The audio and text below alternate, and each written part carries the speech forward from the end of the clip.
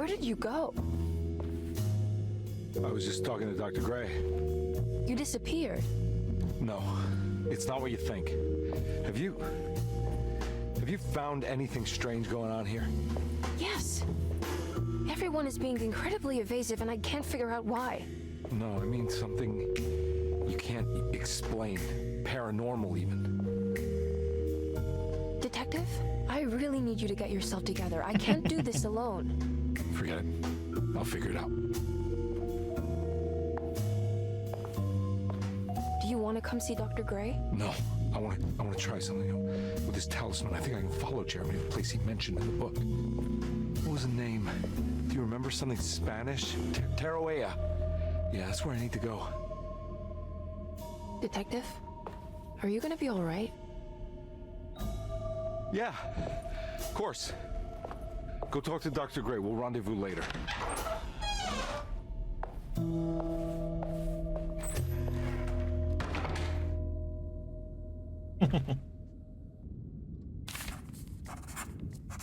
This talisman brought me back from the French Quarter in the blink of an eye. If Jeremy can travel so easily, then he could be hiding anywhere, even Tarawea. If he can do it, so can I. I just need to figure out how the talisman works. Saw your notice in the boiler room. You should know Mr. Chance won't be coming back. I got no business being in there myself, but you can take a valve from the wine cellar if you want to try to stop the steam pouring out. Be careful.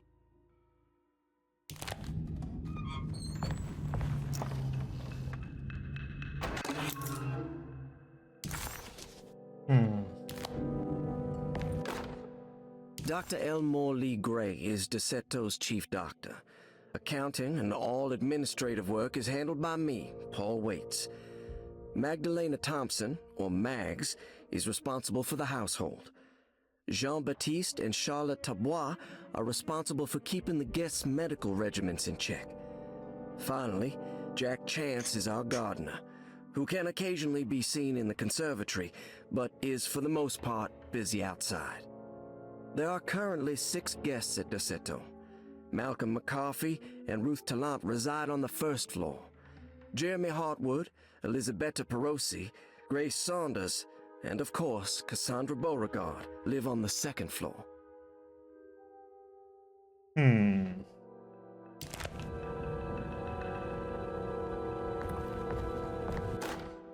Paul, you're right about the plates on the boiler and the clock. They have been sabotaged, and I think I know who did it. They have something to do with Jeremy's episodes and how he seems to disappear at night. Right now, it's important that you keep an eye out for any of the pieces. I want to find out if I can repair the plates. Let me know if you find any of them. Lottie. Tell Lottie to take a look at the well in the kitchen garden.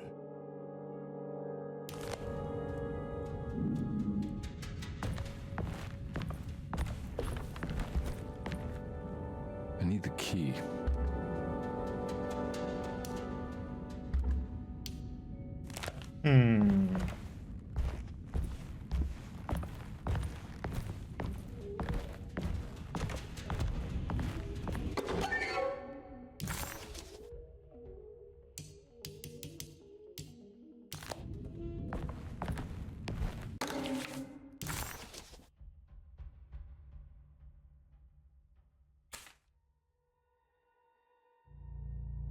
Cassandra Beauregard, the beloved author. Very exciting, isn't it? What do you want to put down for a reason for admission? What her agent told us. Cassandra suffers from writer's block and needs to finish her moving picture script before the end of June. Mr. Chardot suggests Cassandra's heavy use of barbiturates is holding her back and risks ruining her career. And how should we summarize her personal history? Let's keep it short.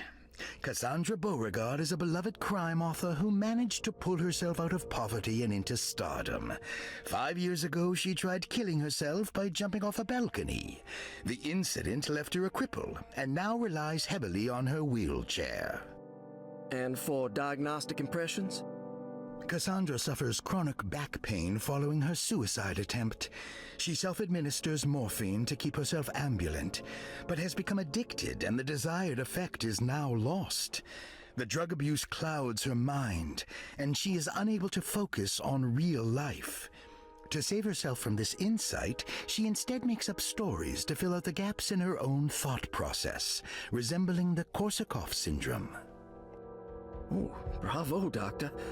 How will you treat her? First of all, she needs to be weaned from her drug addiction, and hopefully it will resolve her compulsive lying. Then look into permanently numbing her pain in her back through surgery. Finally, deal with her suicidal thoughts. Fantastic. With such a short time before June, I really hope she gets better soon. We will do what we can. Grace Saunders, 11 years old. Reason for admission? The mother insists on strict supervision by a proper gentleman to avoid further perversion of Grace's adolescence. Personal history? Grace's family possesses modest wealth and status. Her childhood seems ordinary, spending most of her time with private teachers and family friends. Grace's father recently passed away, leaving her mother the sole caregiver. And diagnostic impressions? Grace has trouble dealing with her father's death. She is willingly suppressing her feelings on the matter and isn't properly acknowledging the trauma she suffered. Any planned treatment? Grace needs nothing out of the ordinary. She simply needs parental guidance. Eventually, we can work on her feelings toward her father. Thank you, Doctor. I'll finish the paperwork and get her installed. Malcolm McCarthy, 54 years of age. Reason for admission? McCarthy admitted himself to Dorsetto, stating simply that he needs some damn rest. And personal history? McCarthy claims he used to work as a lawyer in Baton Rouge, but says he can't go into details because of some legal dispute. His background remains largely a mystery, except for the occasional clue that he drops in conversation. Huh. And diagnostic impressions? McCarthy is an anxious man and an alcoholic. He often tells half-truths due to some deep-seated inability to trust other people. And how will you treat that? McCarthy will take some time to open up. Spending time with Jack's dog or the child should be good for him. Their harmless nature will help build his sense of trust. Thank you, Doctor. Elisabetta Perosi, 33 years old? What should I put down as reason for admission? Well, Perosi broke into Dorsetto and was found wandering the grand parlor.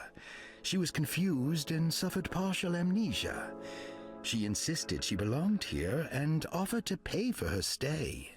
Right. What do you make of her story? Perosi Interesting claims to have characters. been a member of the Astarte artist colony some 20 years ago. A claim that seems contrafactual due to her young age. She looks to be and even thinks she is 33 years of age. That would make her a child at the time. It seems fair to say that Perosi's story is untrue, deliberately so or not. Diagnostic impressions? Do you have anything? Perosi's story is peculiar because she retracted her story about the artist colony. She no longer claims to be the same person as Elisabetta Perosi. However, my staff's research has confirmed there was a Perosi at that time who was in her early 30s. I suppose this case will take some time to investigate. How will you go about it? I wanted to contact the real Perosi, but it seems the whole colony disappeared one night. September 29th, 1915, during a hurricane. I will have to take it slow and figure out what this spell of impersonation could have been. Oh, I'm sure it will all clear up eventually. Thank you, Doctor. Okay, one more. Ruth Talon, 29 years of age. Reason for admission? Ruth's father wishes that his daughter be removed from New Orleans nightlife for the foreseeable future. He fears that her overly free spirit is tarnishing the family's reputation. Sounds simple enough. Personal history? Ruth comes from considerable wealth. Her family owns several hotels and restaurants.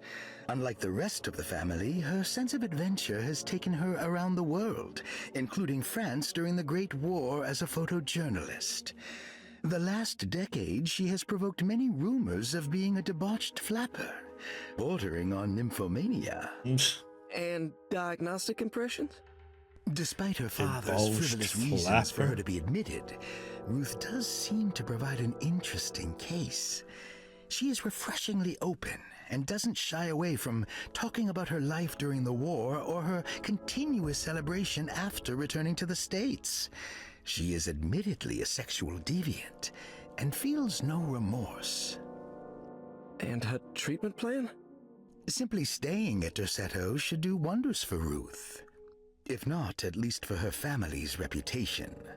Ruth doesn't need to change, but with therapy I might be able to share with her some sympathy towards her family. I doubt she will settle down and become as dull as the rest of them, but at least she might try to be more discreet in the future. Looks like all the patients are accounted for, except for Jeremy. There's no way I can get into this thing. Better leave it alone.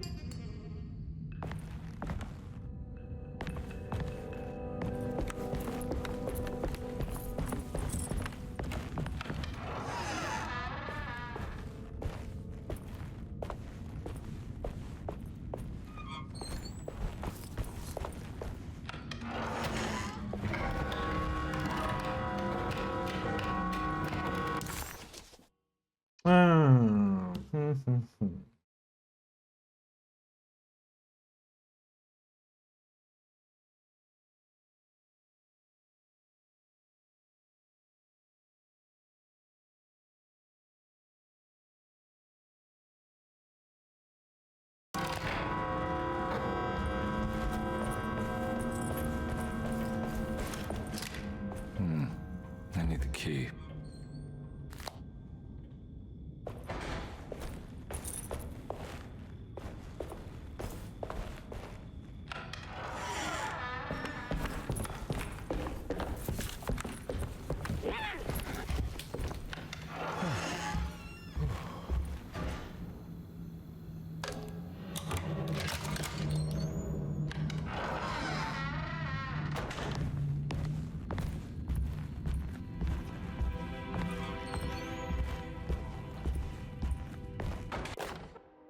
Lost Plantations of Louisiana, Thierry Briclot, 1917. Derceto was a small plantation on the eastern shore of Lake Pontchartrain. The land was considered difficult for industry and was sold for only $30 to Elijah Pickford in 1818. Pickford $30, employed huh? hundreds of workers from nearby New Orleans to clear the woods and build a small plantation mansion facing the lake with a striking Greek That was a lot revival of money in emblem facade. 1818. Derceto kept a modest production of Barrique tobacco and indigo that persisted up till the Civil War. During the antebellum era, Derceto was the source of many rumors concerning voodoo and witchcraft.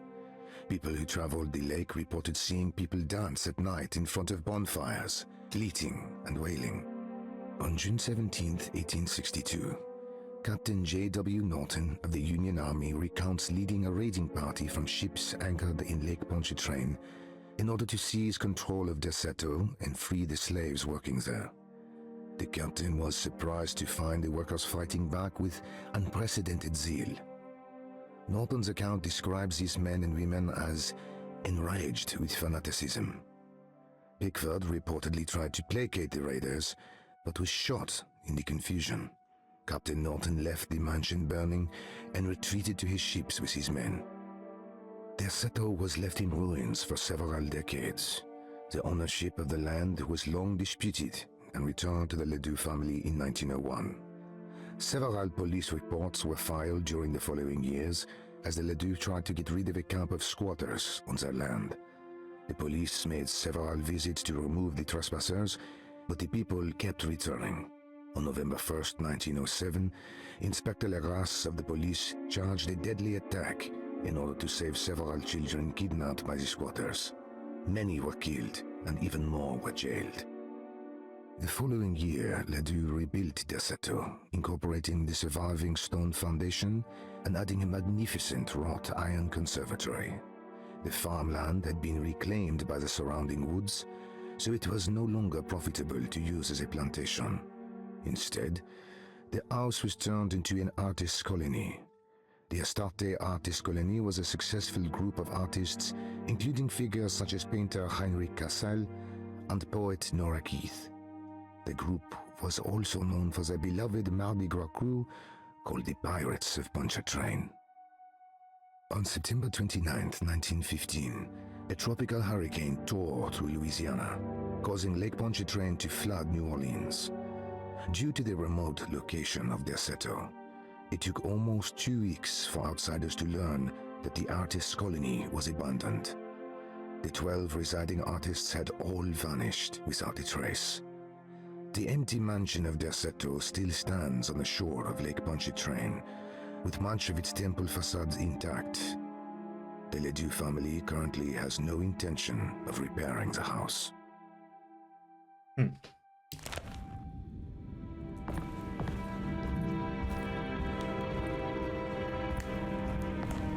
It does have some history, the place.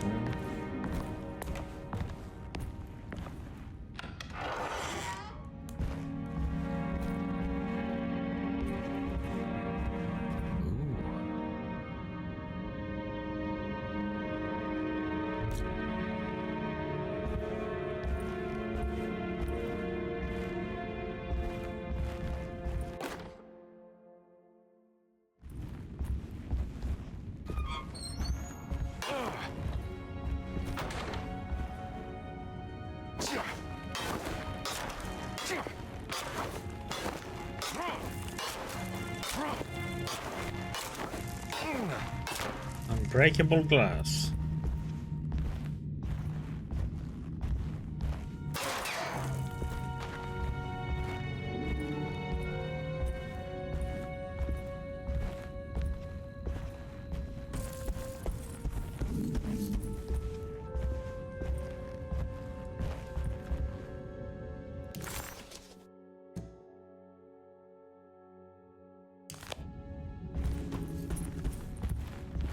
It's wedged shut.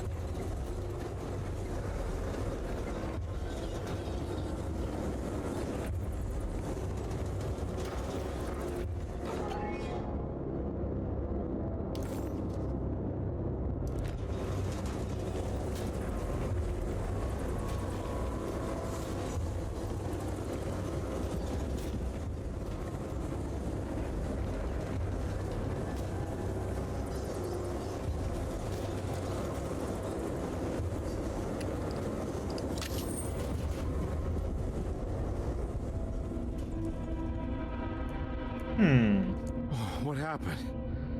Everything's normal again?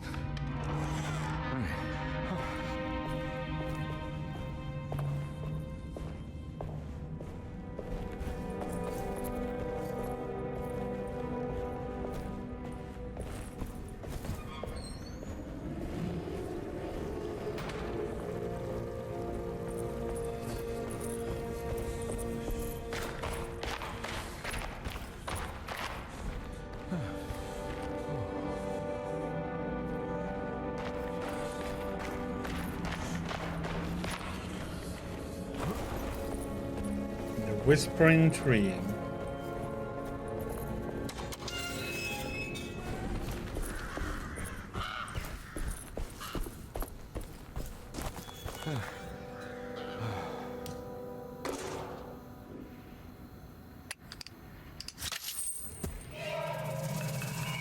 Got it.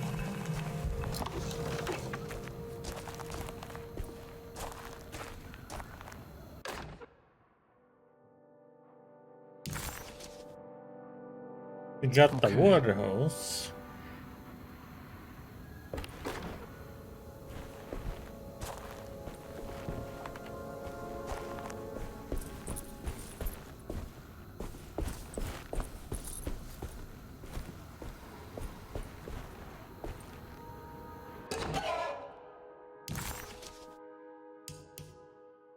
This can't be real.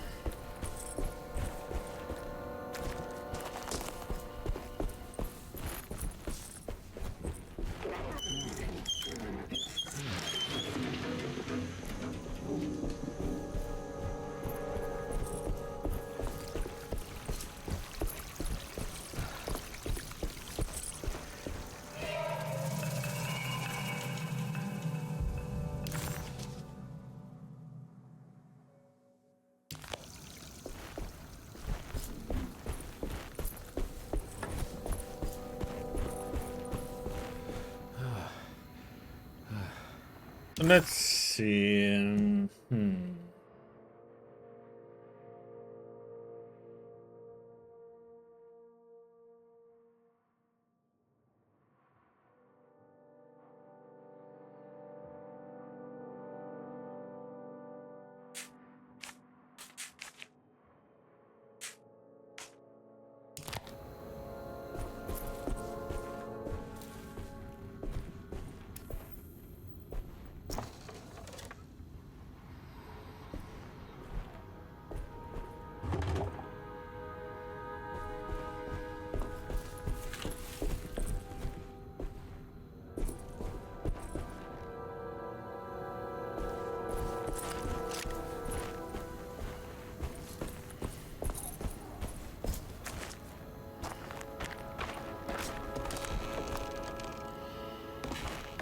I have to go through this whole way.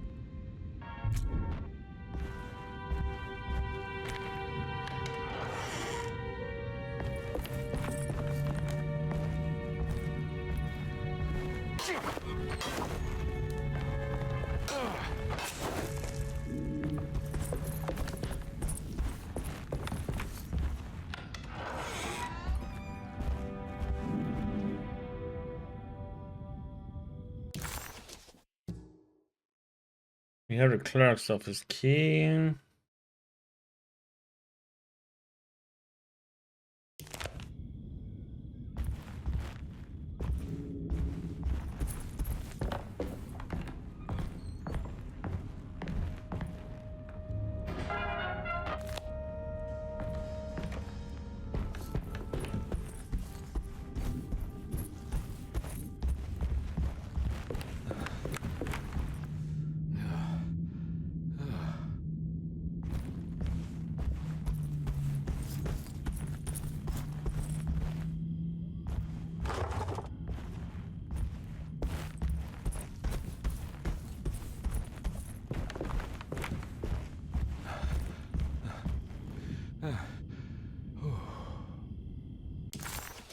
Let's see.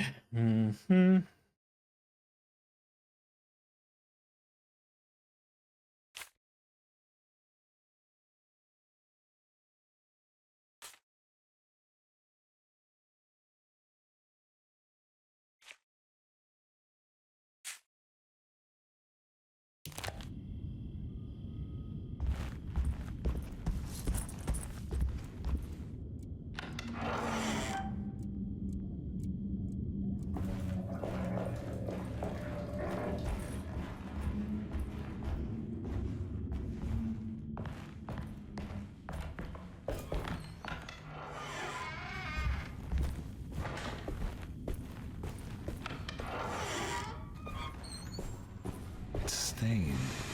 It's another plate for the talisman. Like the other one, it's broken and missing some pieces.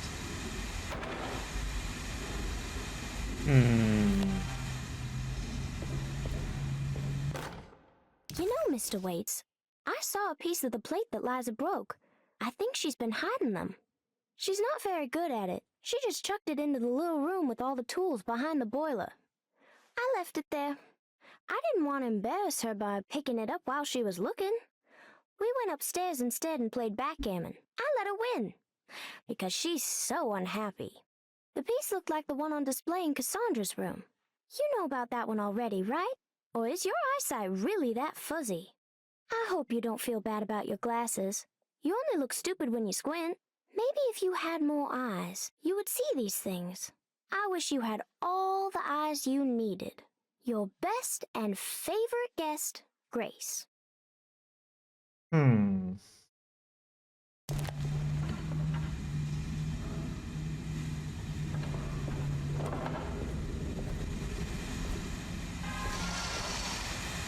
There's something missing.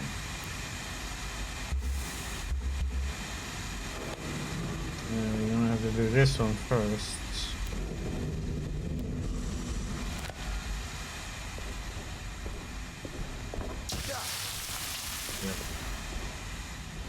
Had to try though.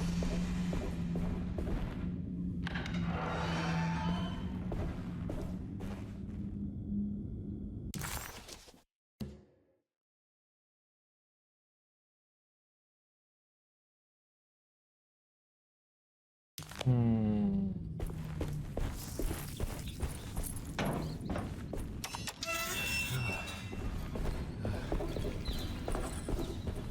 need a key from the side. I need the key.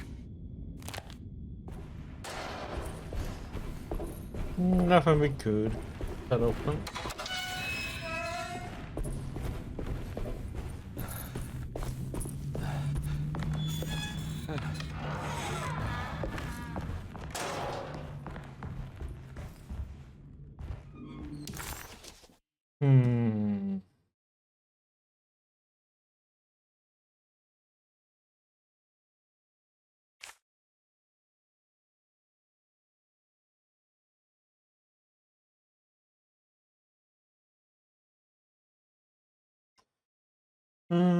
We have to go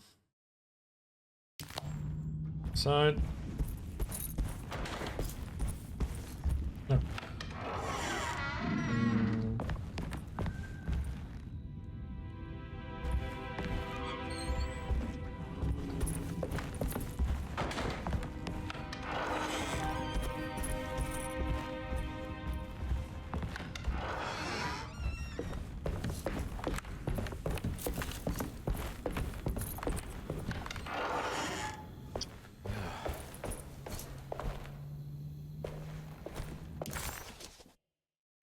So let's see. Well.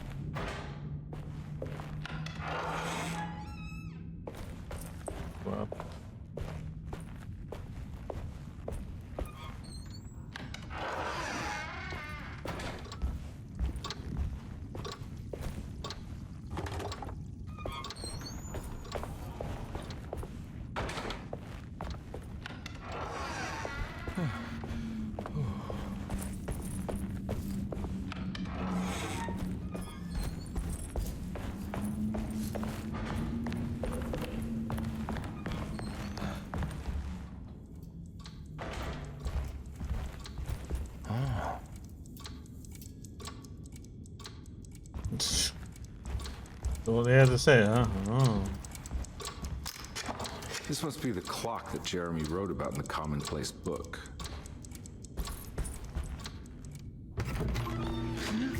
Yeah, sorry, Detective. Didn't mean to obstruct justice or anything. That's fine. You know, I'm kind of busy with my own case of a missing person. I was wondering if you've seen Grace, girl about yay high. I can't say that I have. Why are you asking? Well, I'm looking for her. Is she in trouble? No. She's just hiding somewhere. But we can't have a rascal like that running around unchecked. A time like this, you understand? Well, I haven't seen her. Well, let me know if you find her. I'll be around. I'll keep an eye out for your man, Jeremy. You scratch my back, Detective, and I'll scratch yours.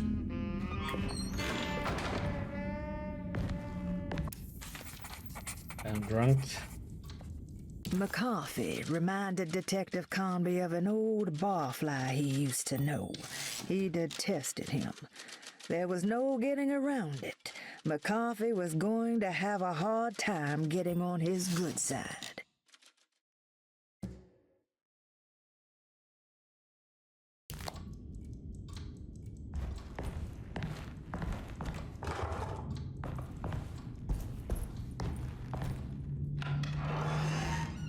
Looks like everything's back to normal here.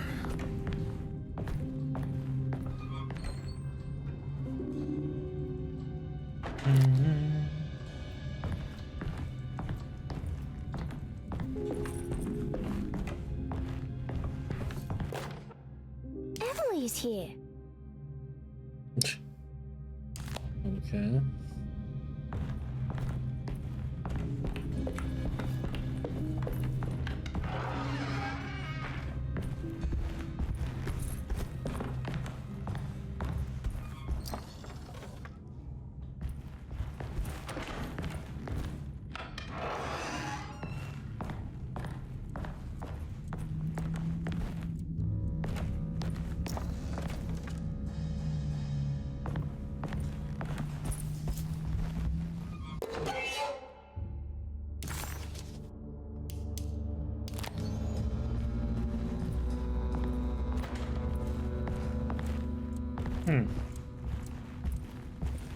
Boxing, huh?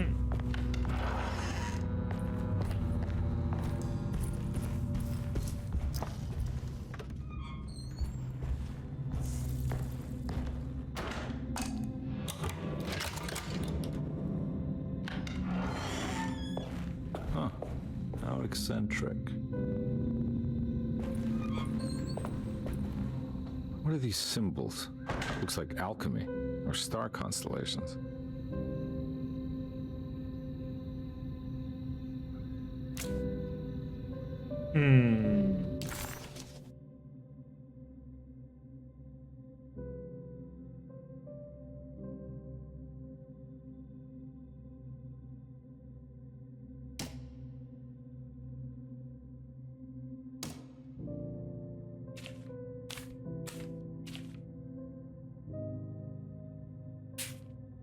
On that one.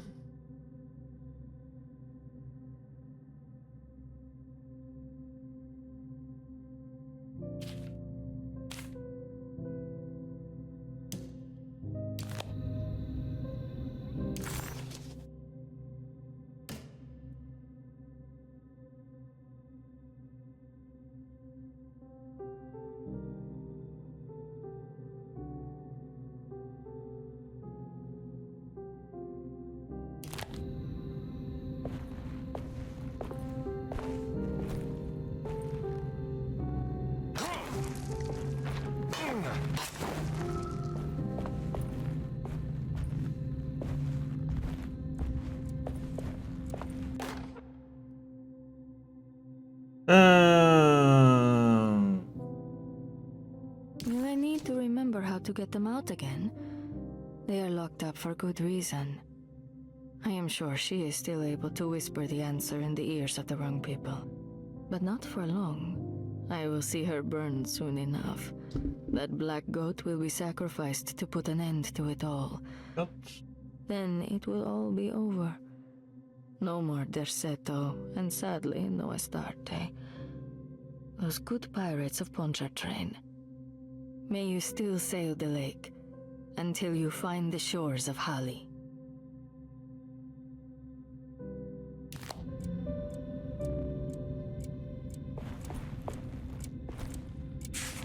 Astarte Artist Colony. I remember hearing about their disappearance. Must have been 15 years or more now.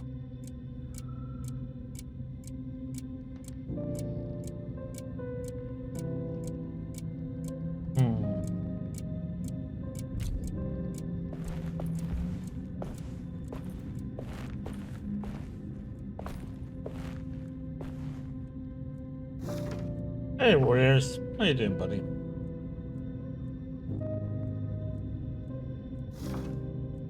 These paintings got some grim-looking rot on them.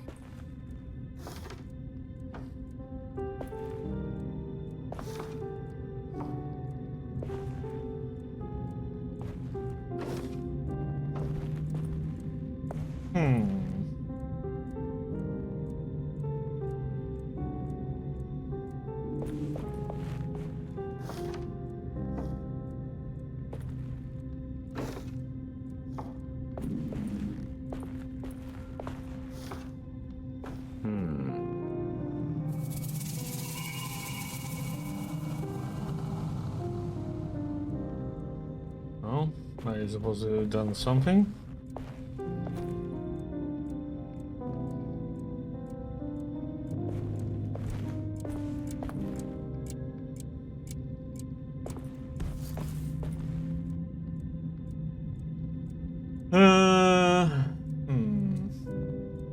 Shot, I guess.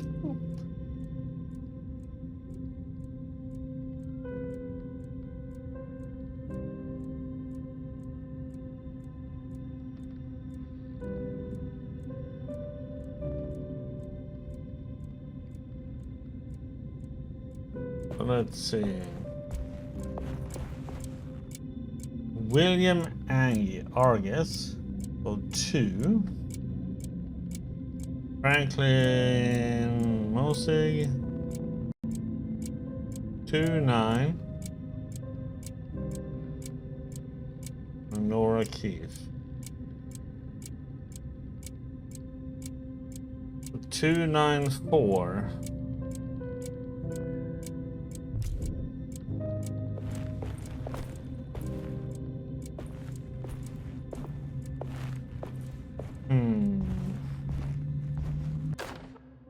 I did it! I crossed the thresholds to my intended destination without a focusing device.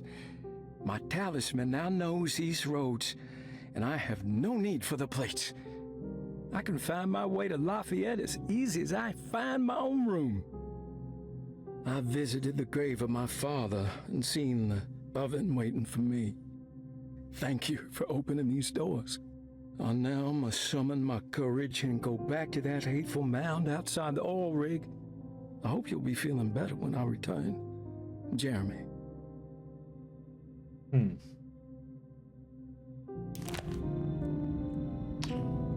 Warriors, what you doing?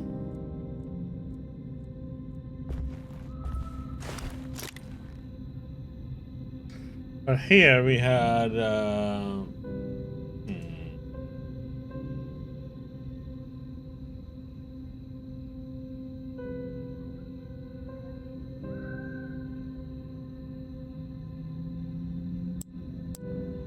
well, we can brute force this one, I guess.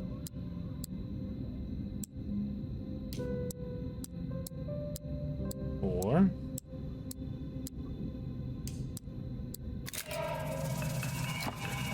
got it.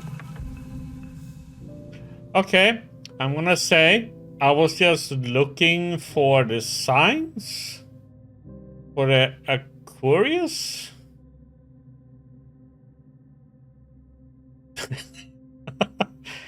I didn't even try to open it, okay? I was looking for the Aquarius sign on it because it didn't exist, because I looked at the screenshot I have.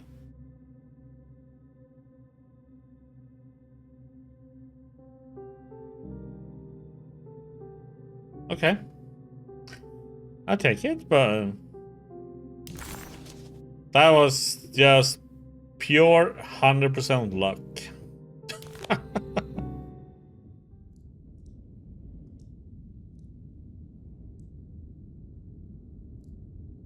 I saw the sun, yeah.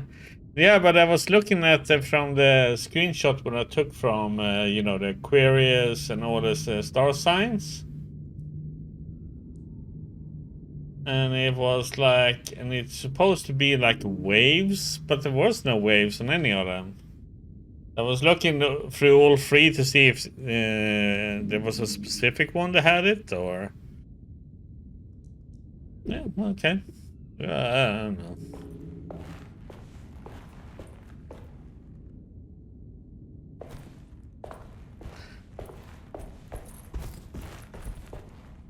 Let me buy a lottery ticket. Huh?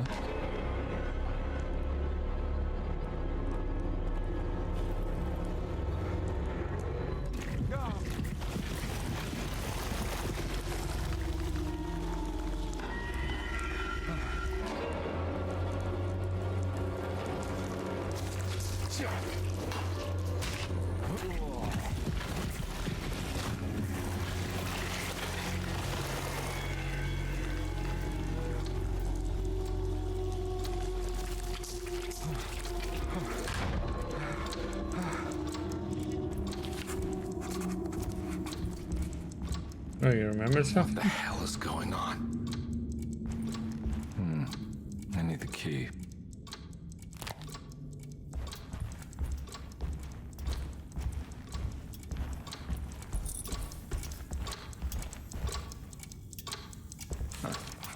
Looks like the plate that held the talisman in the seance room. But it's broken. And I think I've seen this somewhere.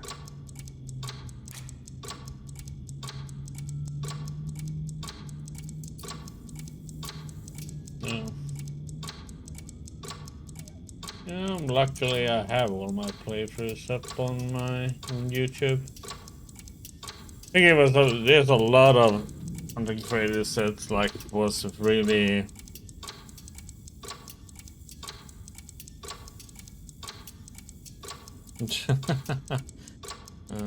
sure.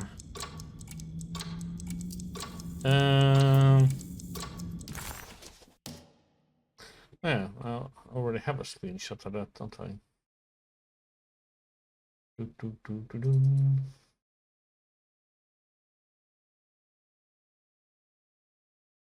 Yeah. They can say what they want. It all comes down to being... That's why I don't like, you know, some of these so-called content creators, you know, made extra channels to be always online and stuff like that too. I find it to be pretty beautiful.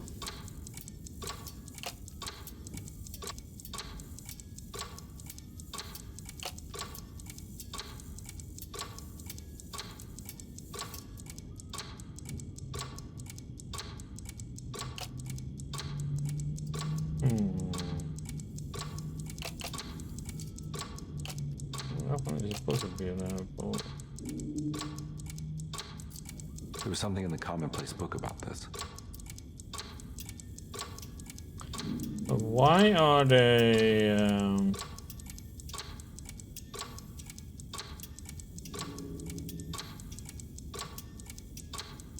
Can I like...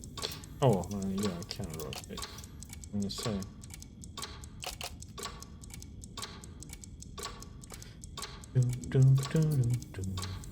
That one is supposed to... So we have that one, and this one is supposed to be a...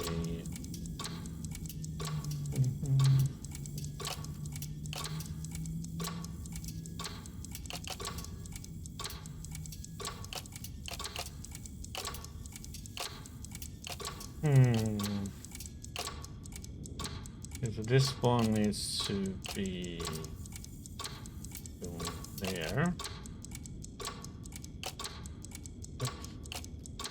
That one is supposed to be there.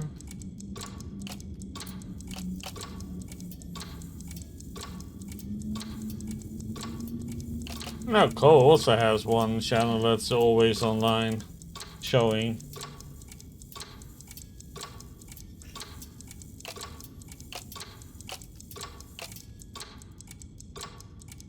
I just don't think it's, I think it's kinda greedy. So what the heck?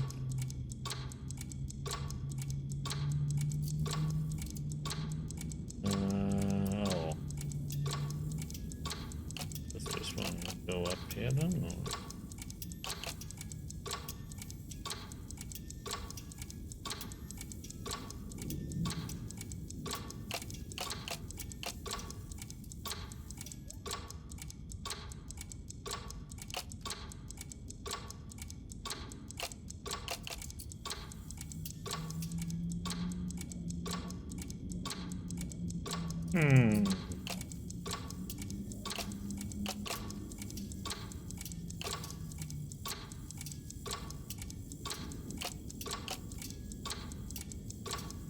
Let's see here.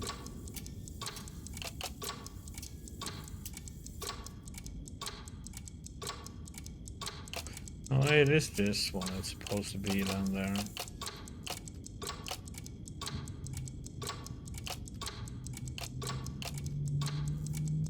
One is supposed to be there.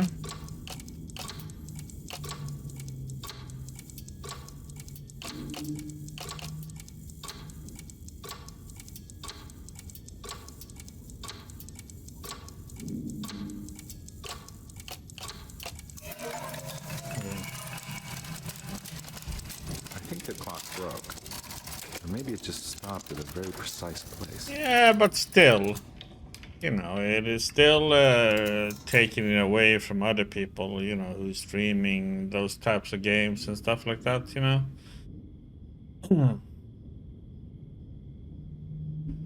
So to me, it's still, I think it's a bad thing.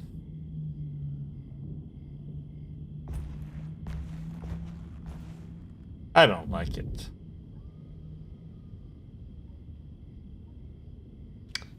So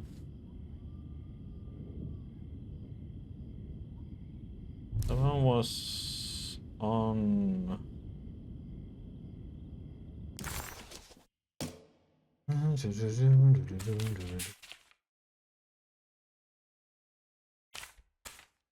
Nope, that's what we don't have.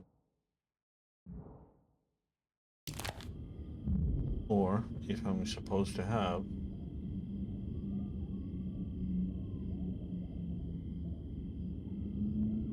Each other.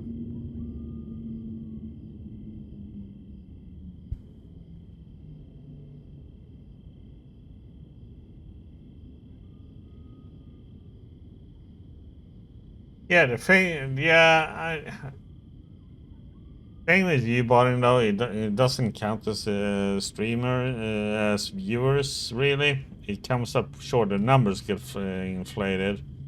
But they don't get any extra money for it, and not from advertisers either, or ads, because even if the numbers look high, but yeah, the problem is that when people go to a category on Twitch, they always go for the highest number anyway, so he would.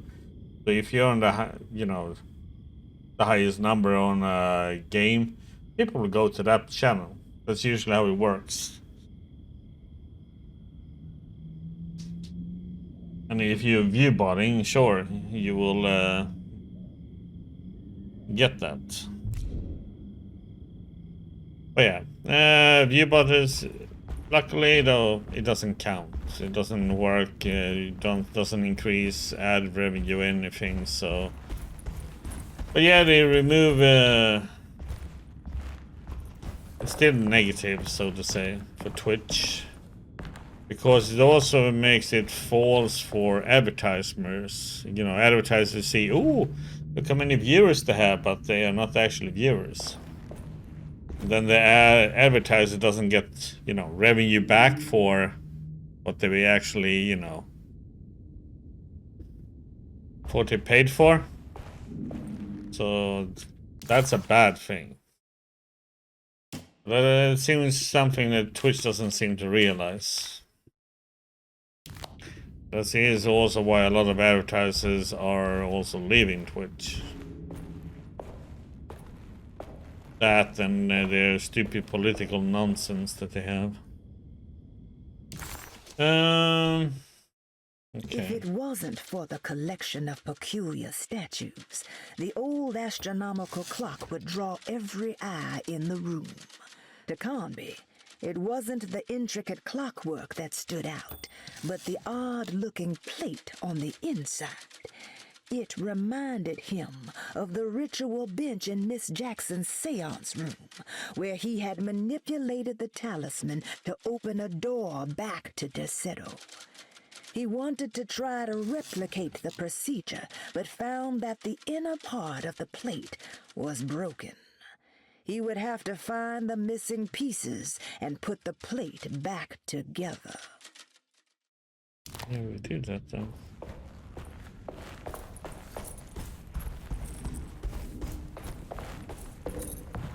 Question is, I think Amazon is will be selling it in the end.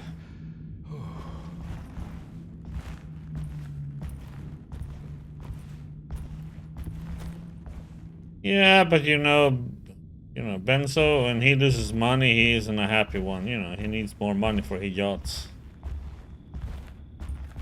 Now he got married, so now he needs even more money, you know.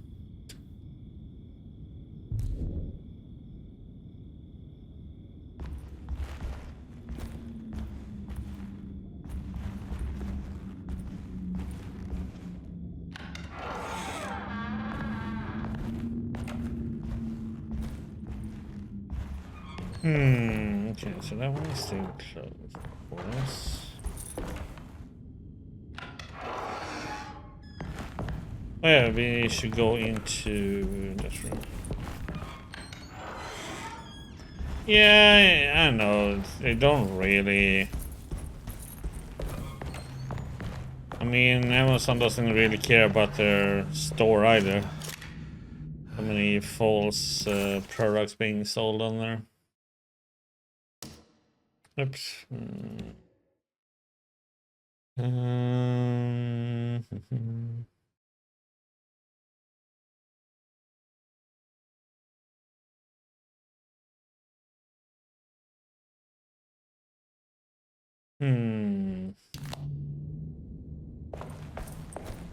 not gonna walk out of this now. I need to help Emily save her uncle.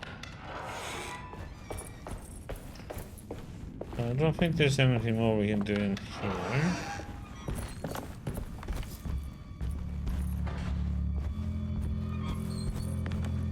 I need the key.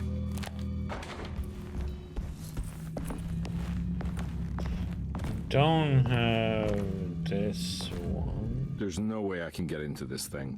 Better leave it alone.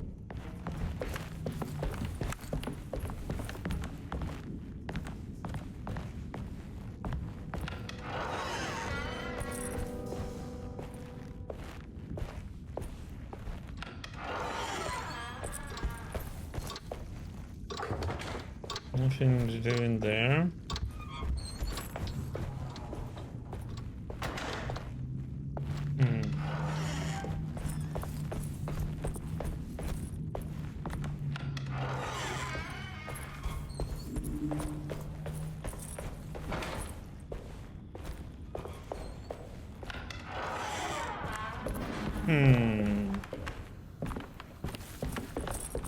There's what we can do out there. I'll just see if there's anything missed there.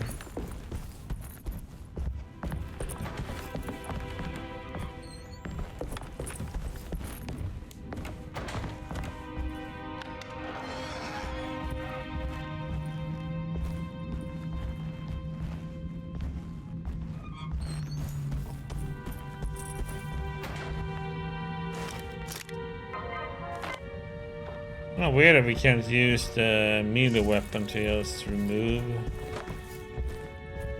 the wedge stuff.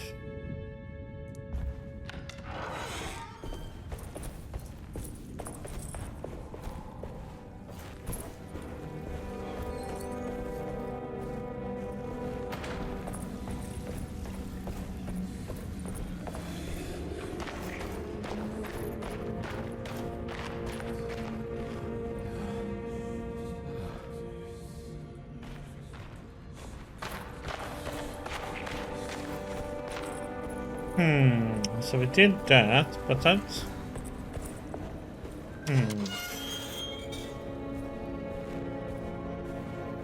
It didn't take us anywhere though.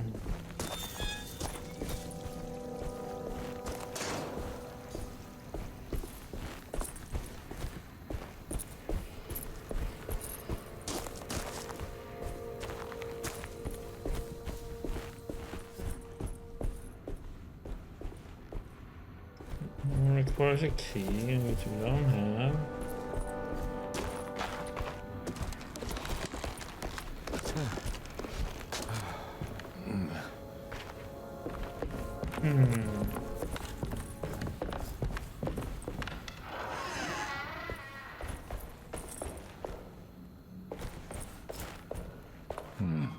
I need the key.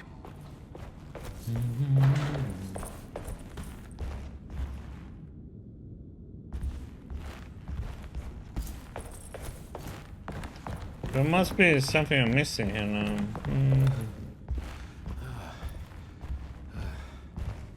What are you supposed to be doing? Where's the lock?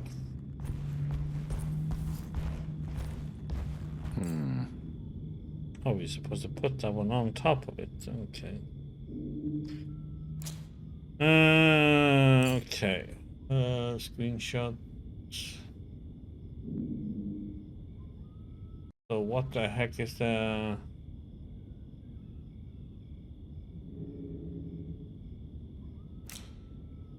Oh, it's this one. Let's see, so 6, 4, 3.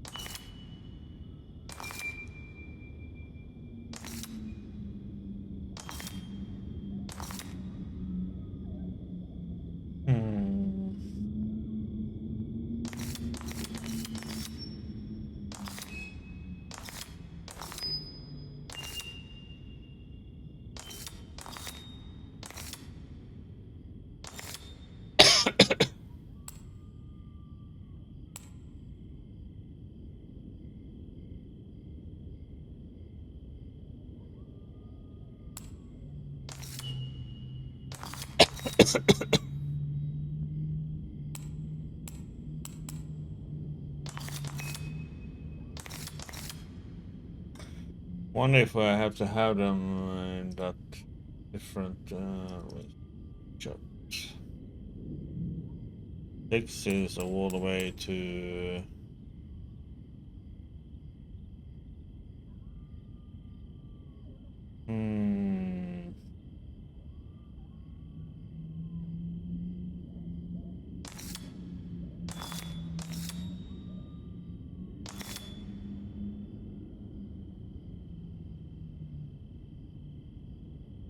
not correct that one now.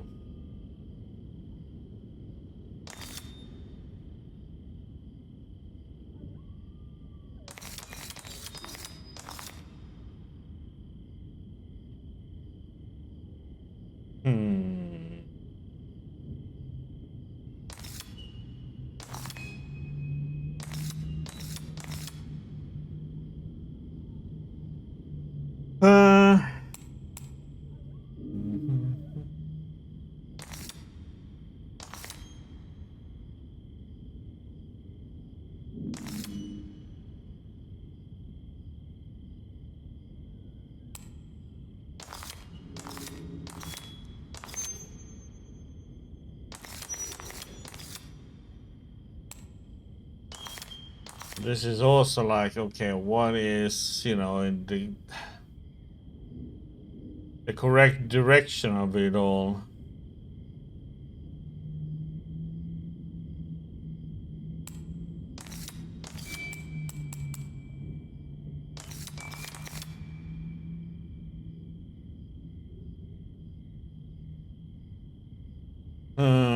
Is it this direction?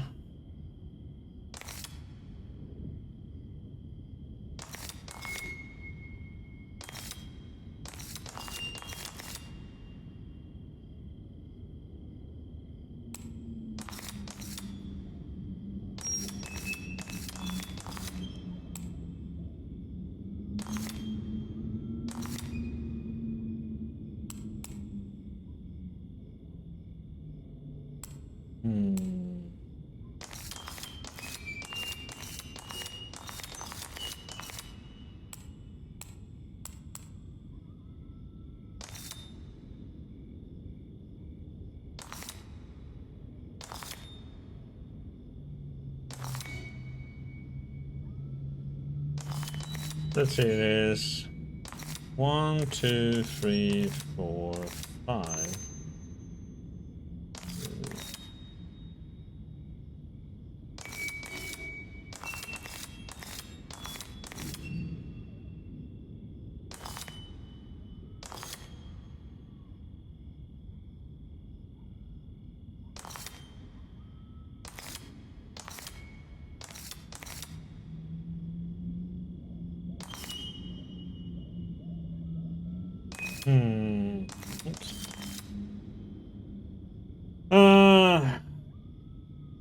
Trying to see how it's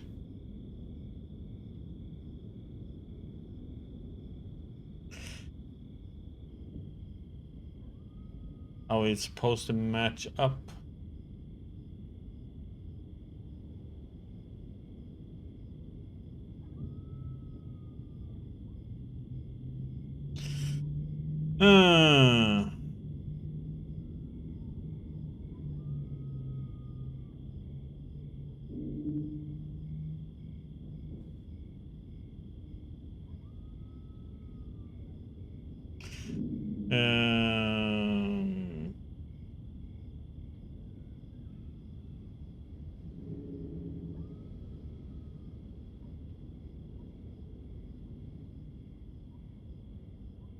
Or if I'm gonna think of it like last time.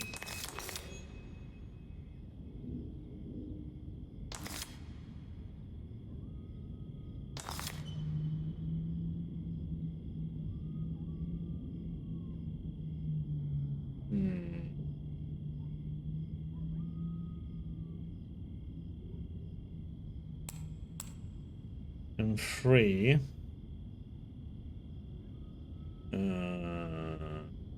Could be. Yeah, and then we have 4.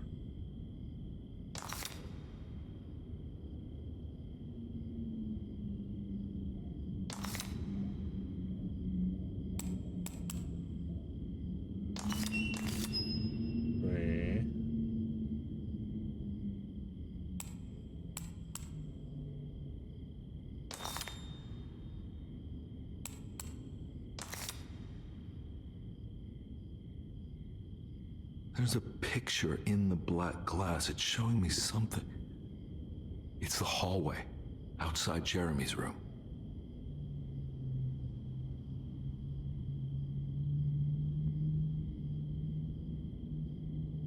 Okay. That being shot.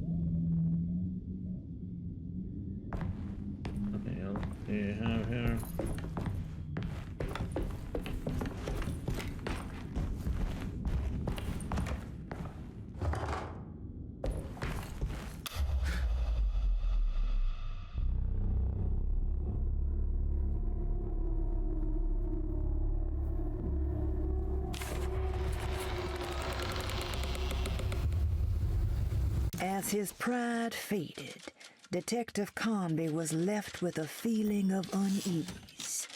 He had successfully managed to enter a whole new world. How could this be? And why did he accept this so readily? One thing was clear. There were no answers to be found by standing around questioning reality. Knowing only what he read in the commonplace book, Conby headed off to look for Jeremy in the hateful mound.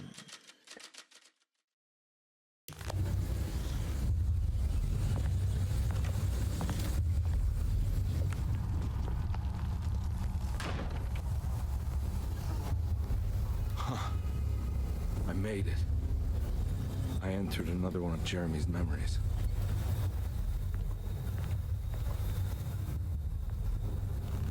Ugh.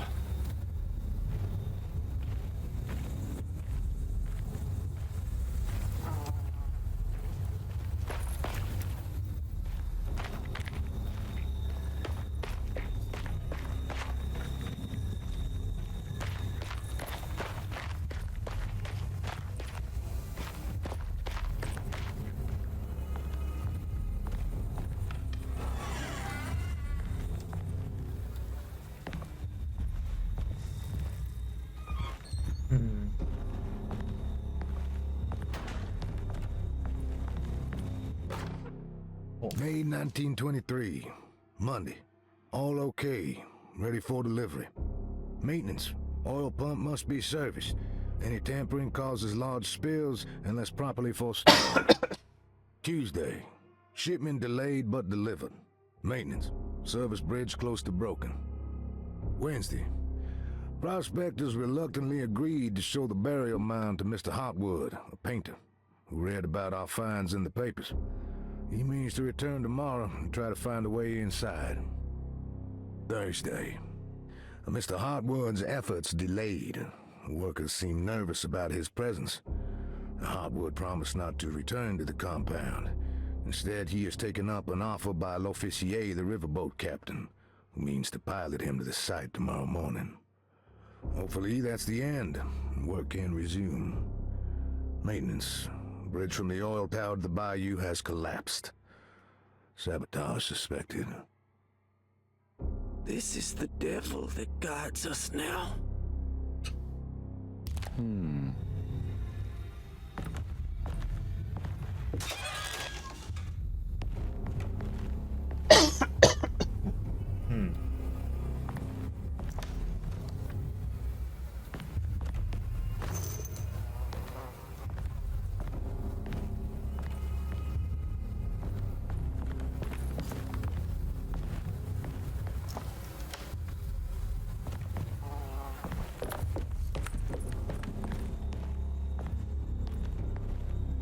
I need the key.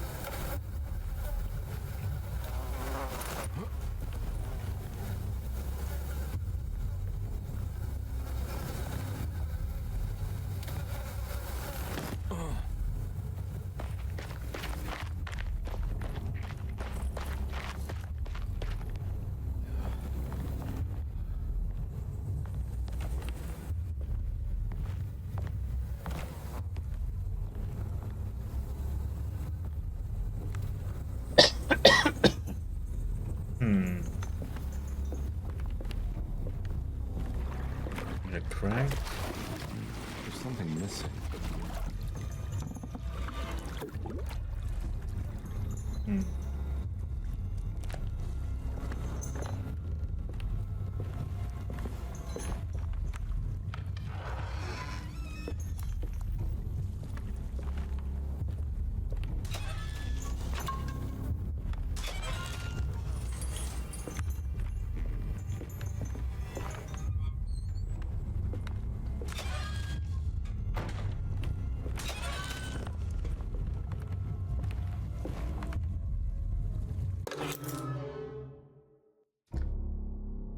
Get a key.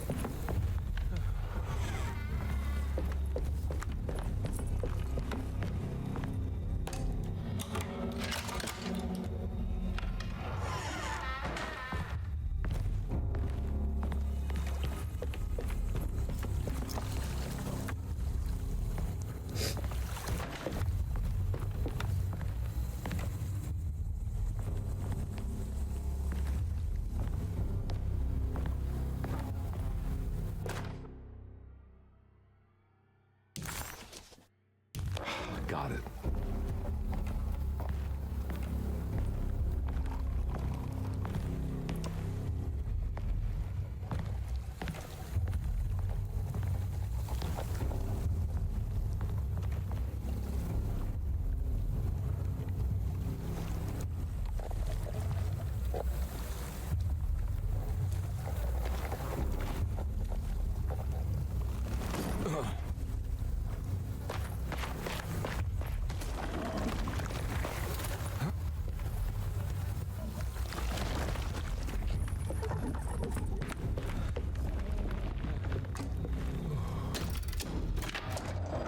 It worked.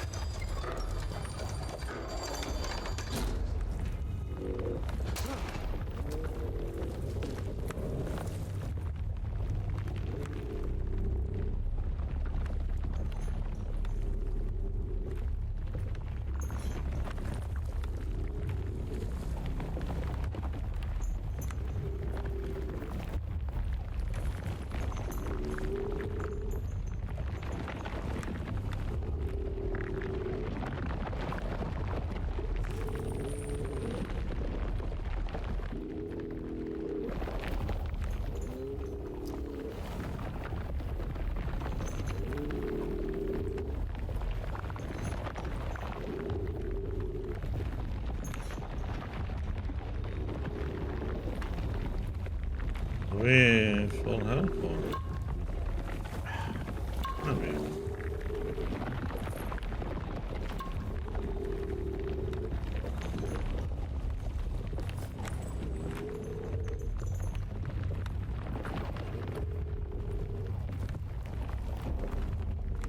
No, there was something.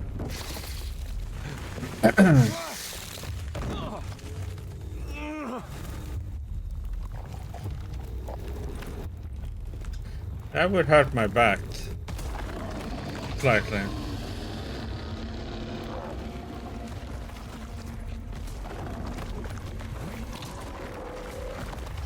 Hello.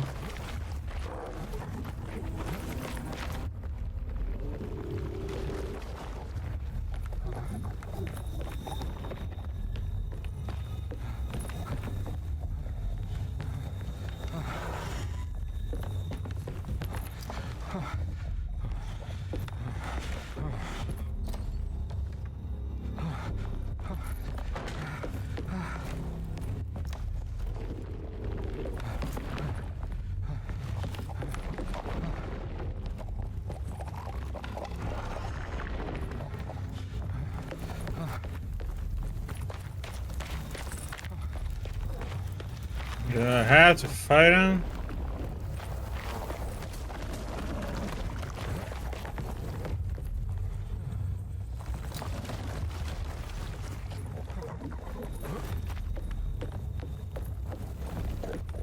I have to go over there. Oh, what the?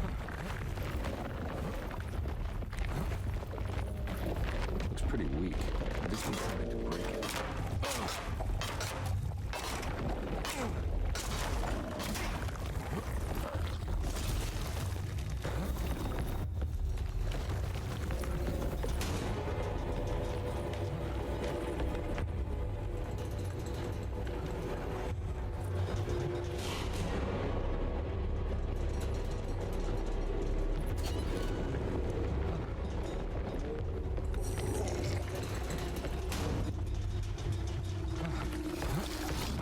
Excuse me.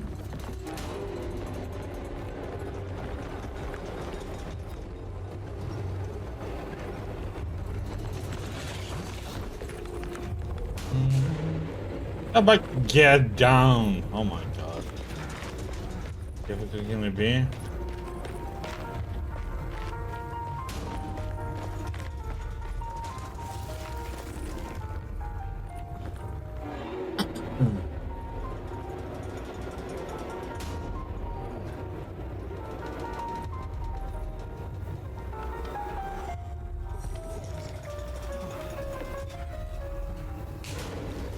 Oh, what the?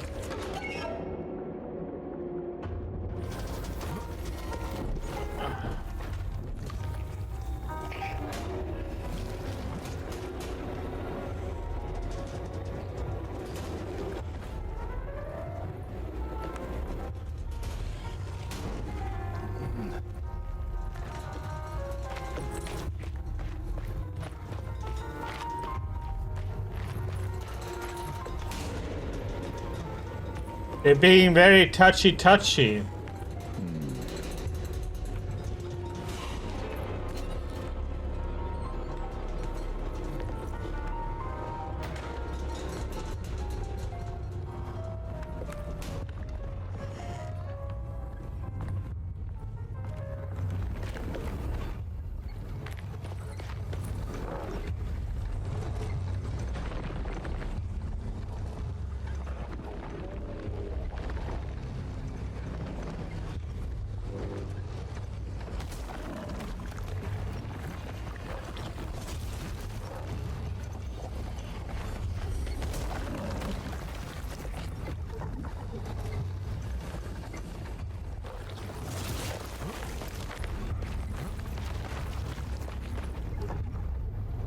Well, our sneaking failed. Oh my god. That hurts.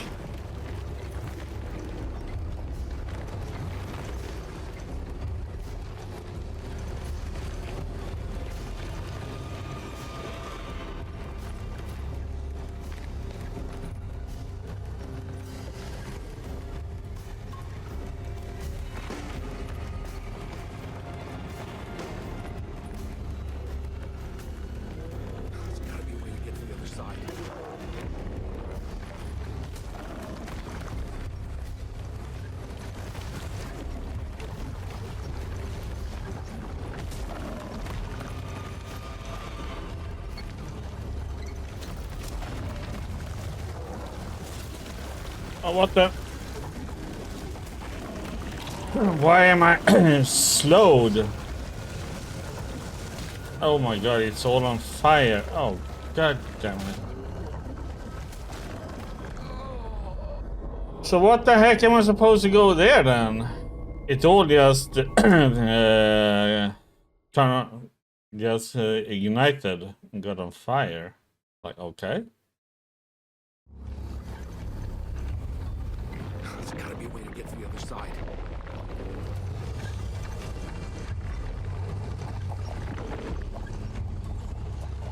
Oh, now I see.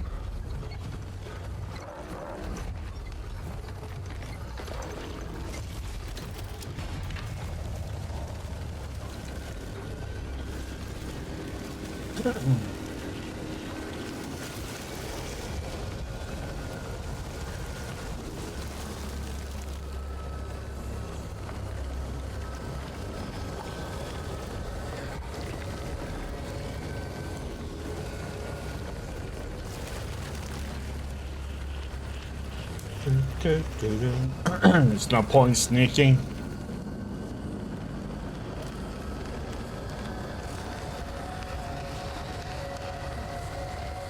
All right. Now what?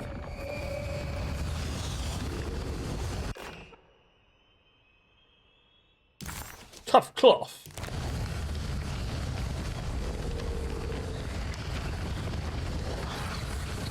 Yeah, come on, Carnby. Your other fault.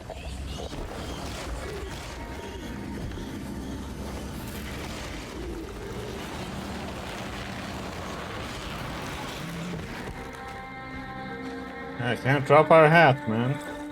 important.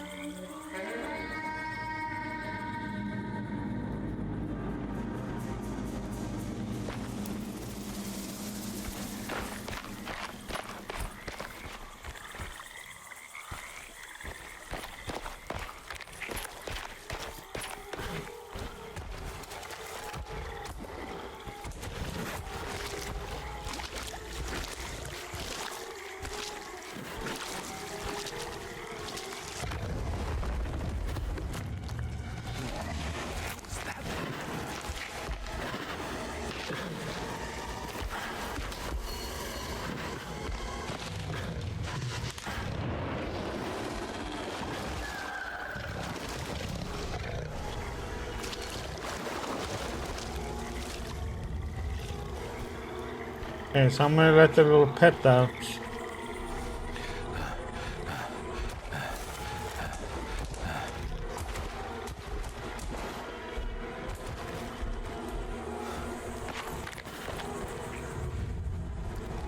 I think it reacts to sound, right? Because it seemed to be blind since it didn't notice us then.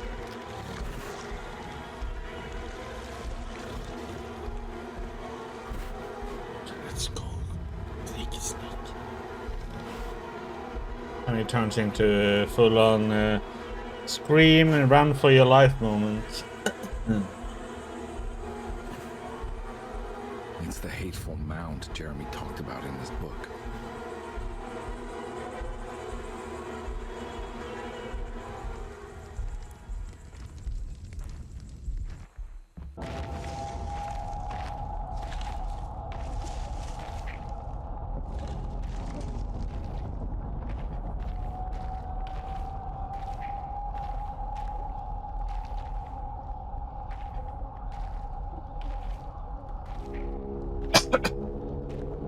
So far the combat is not really... Don't come any closer. I'm armed. Get that thing out of my face. Who are you? What are you doing here? I'm just a detective trying to find something called Tarawea. You after Jeremy too? Why? I'm working for his niece. She wants to make sure he's alright. He might be unharmed, but far from alright. He's a curse upon Deseto. Here we go again. Quiet.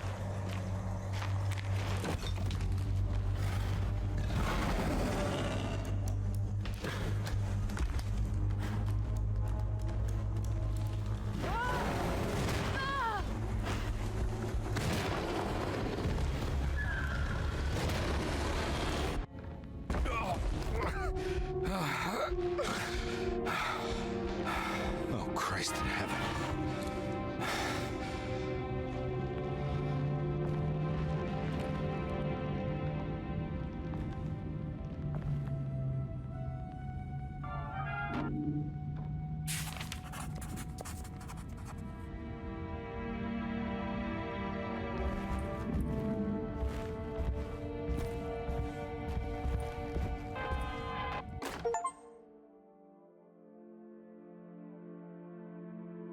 On Jeremy's bag. Intended for painting, but he's thin enough to slide through the crack of a door. Reflections. Reflections on the Power of the Verb in Certain Texts by Juan Luis Jorge. To act is in itself divine. Even the slightest movement of our hand is evidence of our soul in motion. Yet our free will is so easily overwhelmed by the dullness of everyday life. Our actions become rote and rigid, in spite of luxury and comfort. True divinity is found in the choice of leaving the stage where we all perform. People who discover this freedom unexpectedly will be struck by the terror of this revelation and become paralyzed, or worse, turn to suicide. However, if you are able to weather that storm, you will discover that there is a divine path beyond that fear. There is a chance to dismount your destiny and make something new. Something that hasn't been planned for or predestined. There is difficulty in explaining this type of acting as it transcends our everyday choices. This isn't some banal decision choosing one career over the other, or even who I should marry. Leaving the stage, no matter how, isn't a matter of course correction. It's a rejection of the story that the creator is telling. Great library. Sitting room key.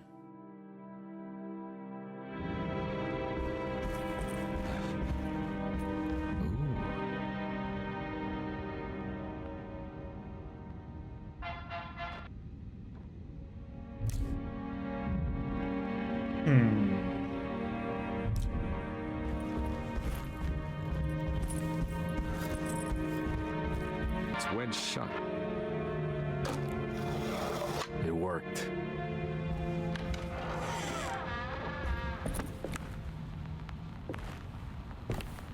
I don't think I have everything I need.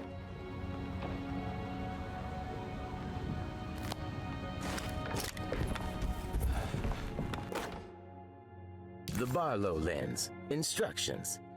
To double the magnification of your telescope, simply fit this Barlow lens to your instrument. Then operate the fine tuners to adjust the distance between your lenses. This is easily done while looking through your eyepiece. Simply search for a position where your picture is clear and appears flat. When correctly tuned, your telescope should present a clear picture with magnificent magnification.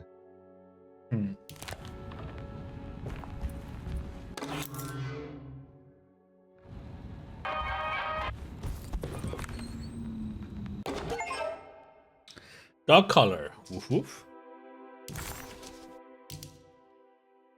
Unlocks a shotgun cabinet. What's this?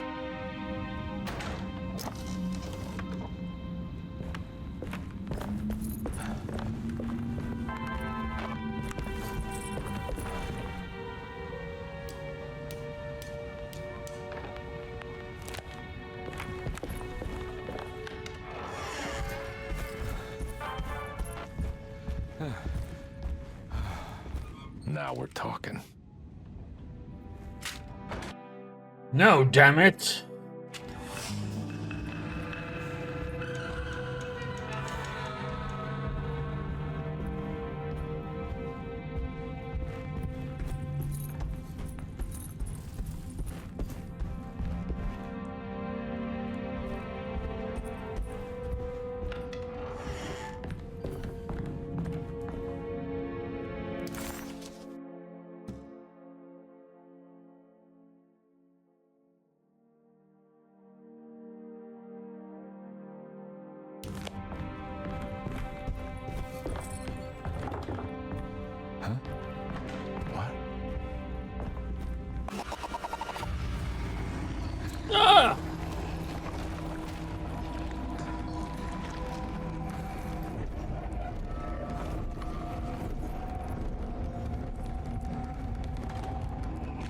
What the?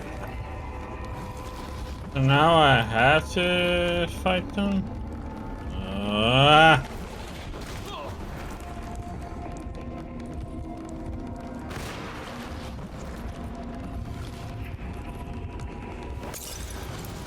Oh, come on. God damn it. I was trying to find a way out of there, but there was none. God damn it.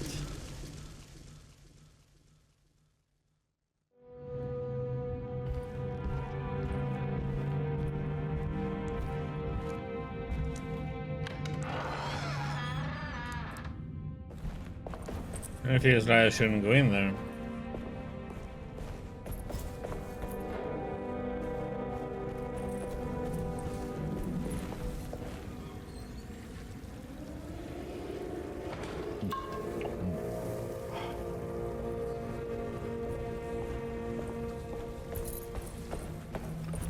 I might have to, or...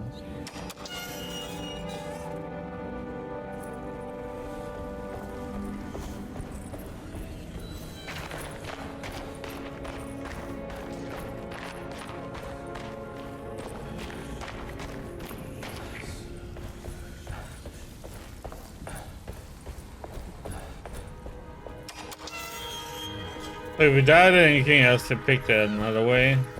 Yeah, ignore that room then.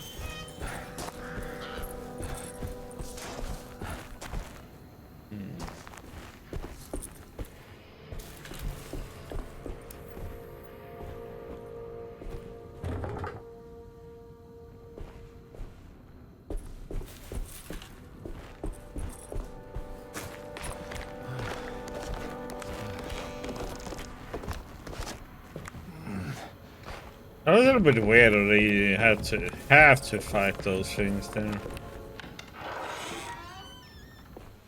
Because otherwise, so far, it's been like you can just go through everywhere.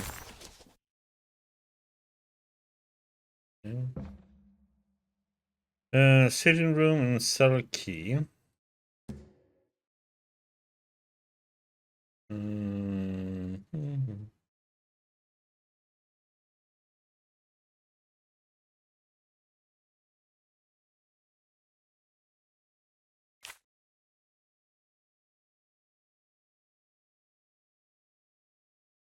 The room is up there to the right.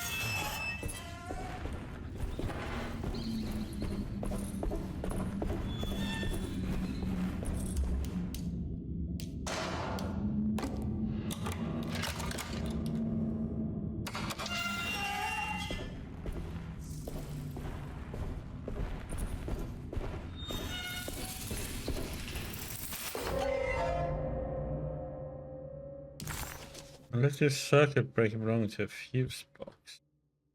Huh.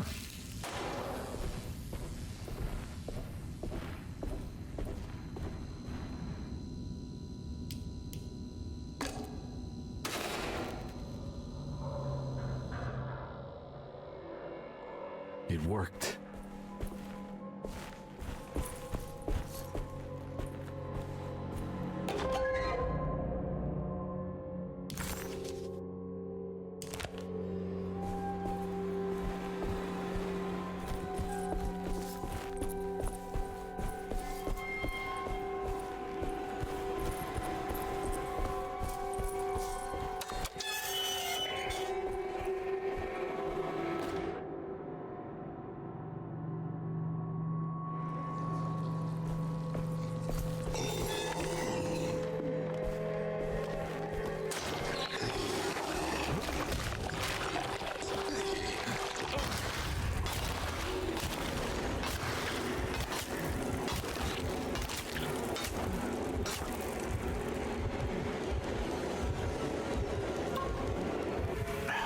I don't like that charge attack. It's like, okay. Want to be a little bit too much.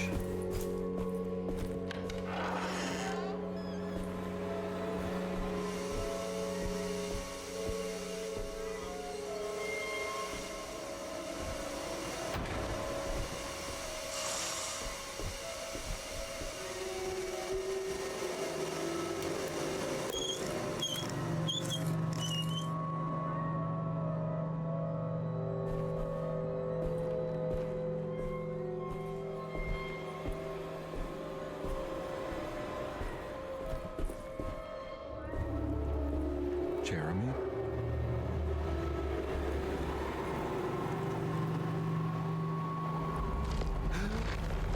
What the hell is going on here?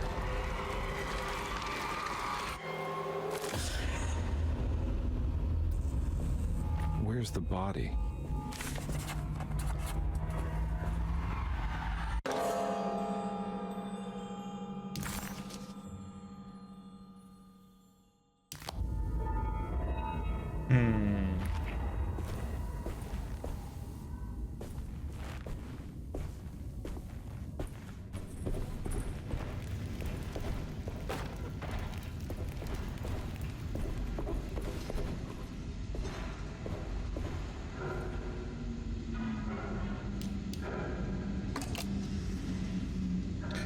Missing one.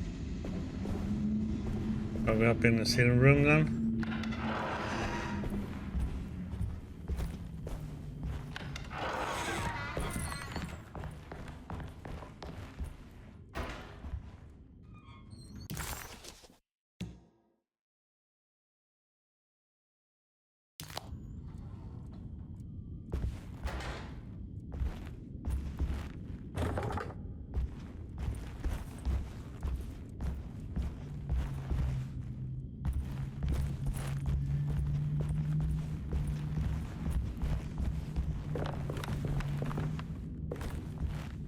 it's wedged shut. It worked.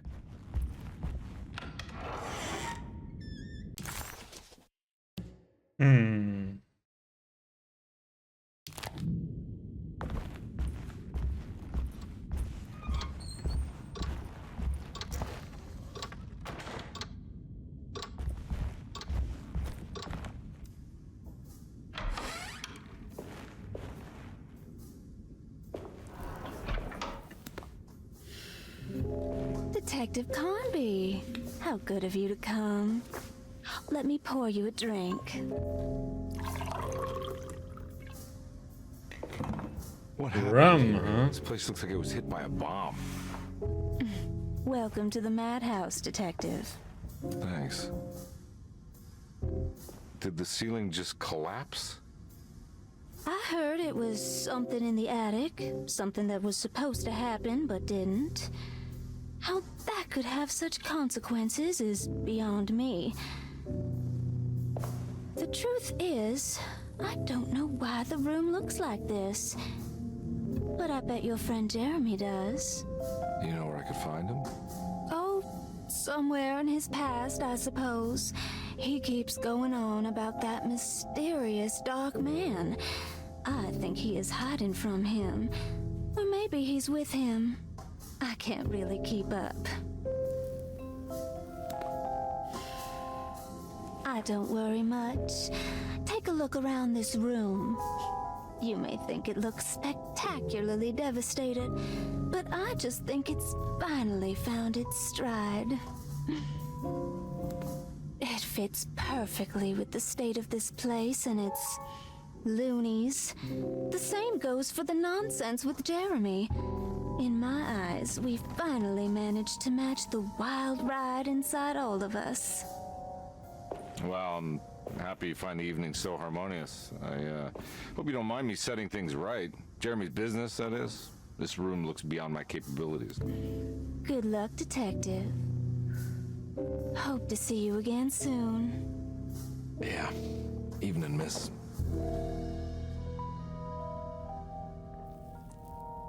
Swept that run.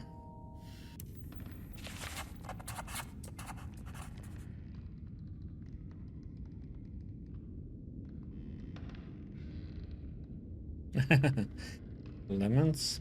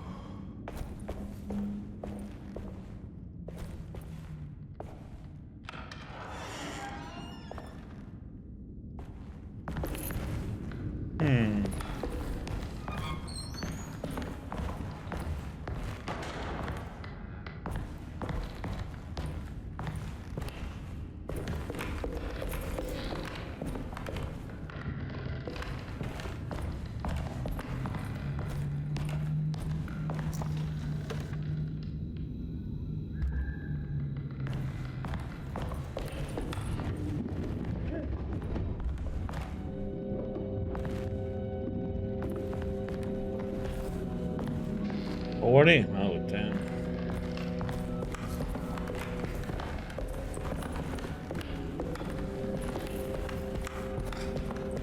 Nasty.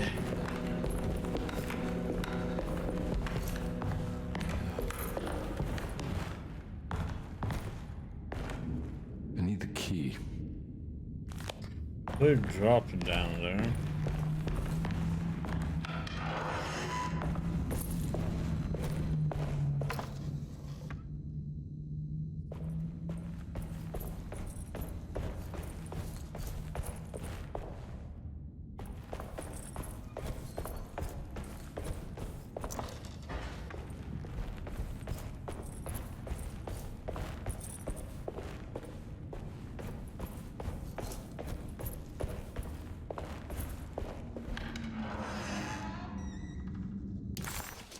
Ugh.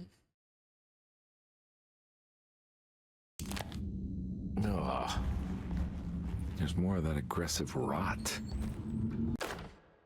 On the commonplace of evil, there lies virtue and stark irreverence, careless thoughts of luminous indifference. But blame not the beast we once were, which science so often wished to refer.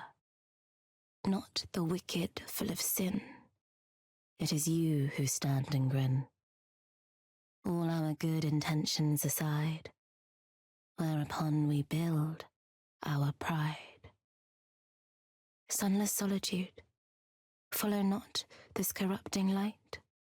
Prophets of confidence always crashes out of sight. Hear me, for we all bear this mark. Thus we must remain alone in the dark.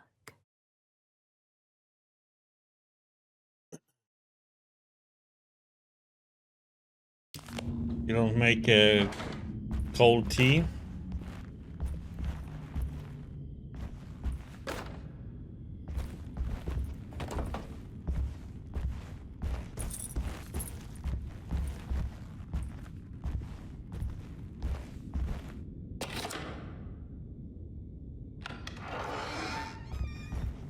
That one's open.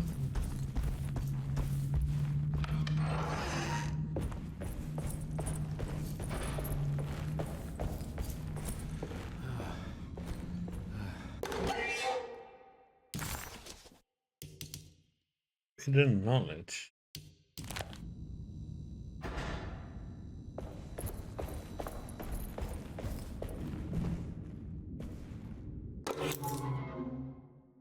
And we got a medicine box here now.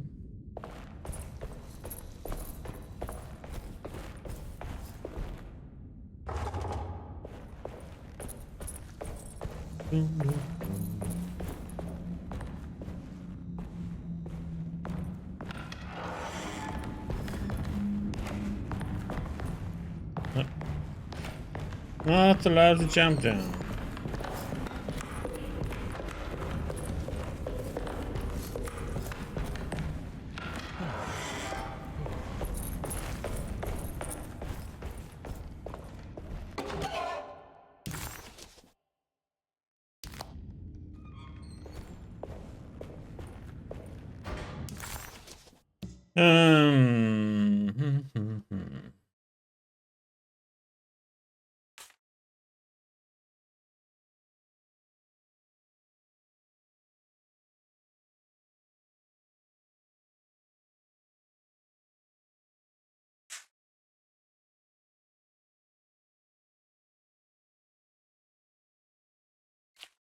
Why doesn't nothing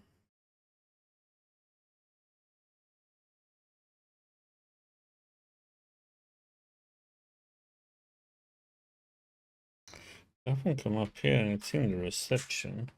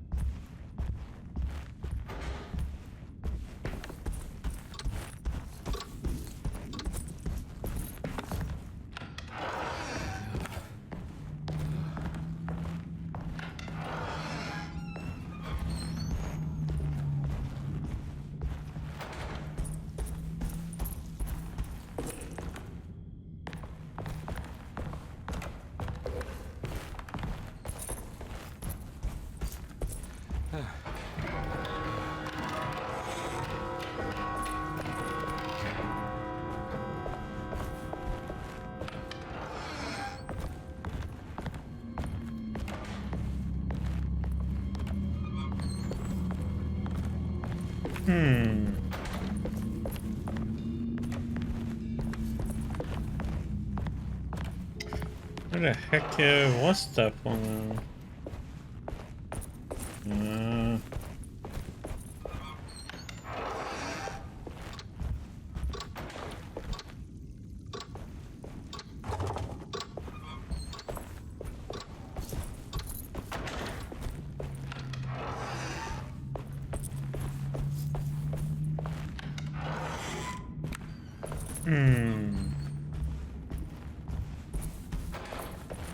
I'm not gonna walk out of this now. Oops. I need to help Emily save her uncle.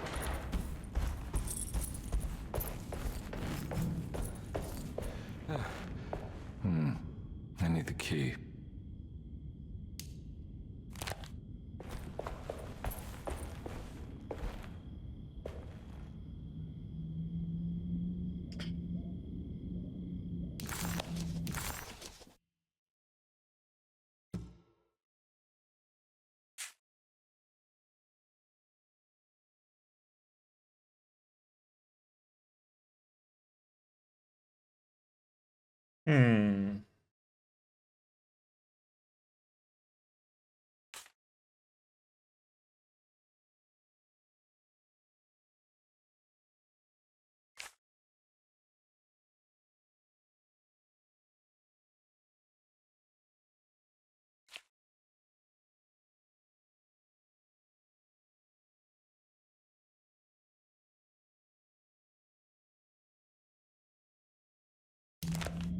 I'm confused to where the heck was. I thought it was in there, but it isn't.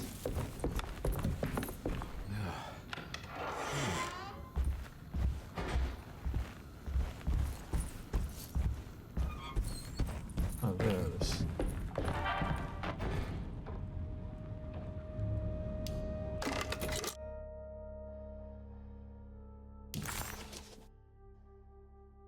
One several medicines prescribed to the author Cassandra Regard. This particular bottle contains tablets that relieve sore throats and contain 2 vital vitamins. Huh.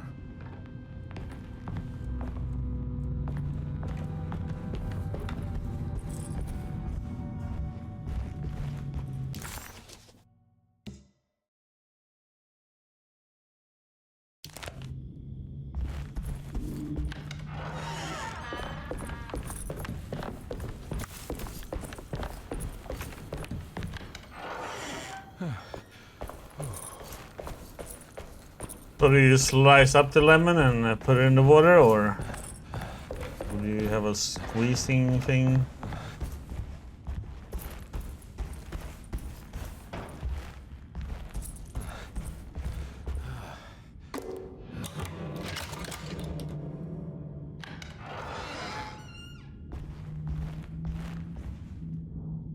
There's something missing.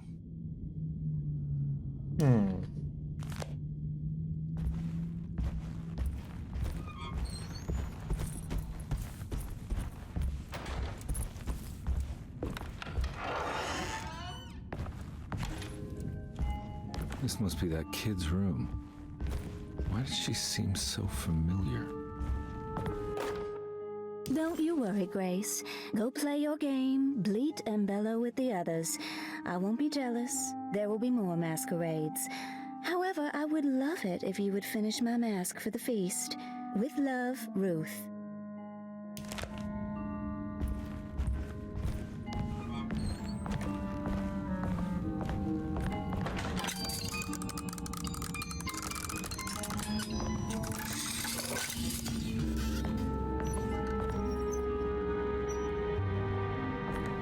Shoot it!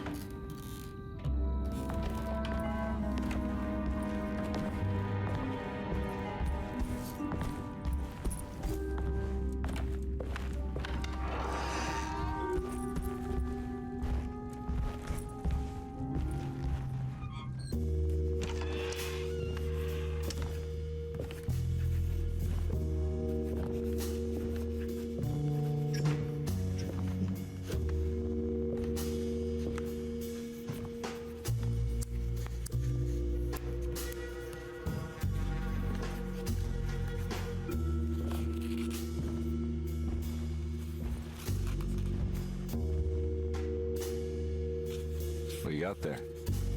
You drawing something? Nothing special. I'm just bored. Bit stupid question. From somewhere. I remember you, Mr. Conby. From where? Don't touch that.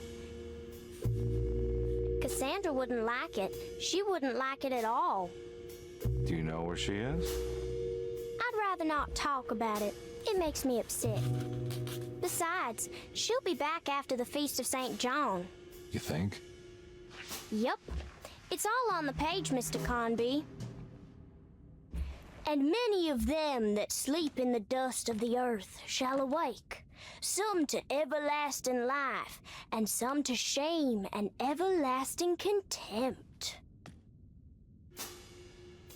All right. I'm gonna go now if that's okay. I don't like to stay too long in the same place. Mr. McCoffey might find me. Hey. Is he mean to you? Not everyone needs to be saved, Mr. Conby. You should know that by now.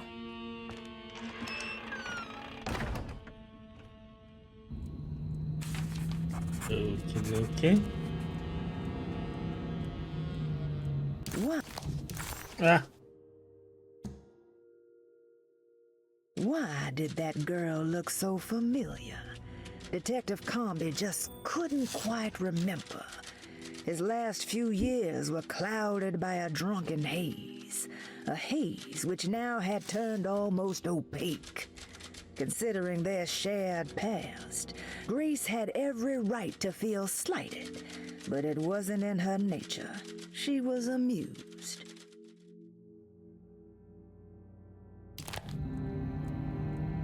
So this is where Cassandra Beauregard ended up. For some reason, I thought she died years ago. There's more of that rot again, like it's guiding me to do something. But what? If I find the full set of bottles, then maybe I can make something out of the stains of rot. It's another one of those strange padlocks.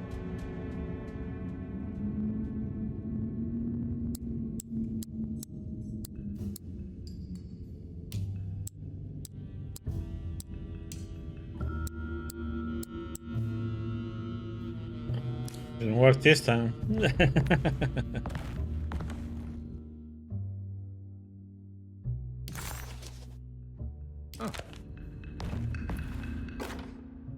Miss Beauregard, I picked up your medicine at the post office today. As you understand, it needs to be administered by the orderlies for your safety. I've put the box in Lottie's room for now, and I'm sure she will find you as soon as possible. Mr. Waits.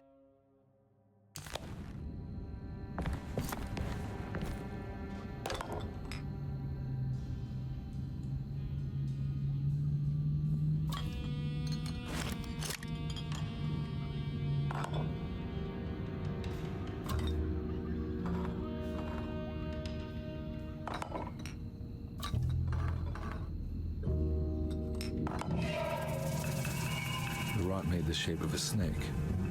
There must be something important to find here.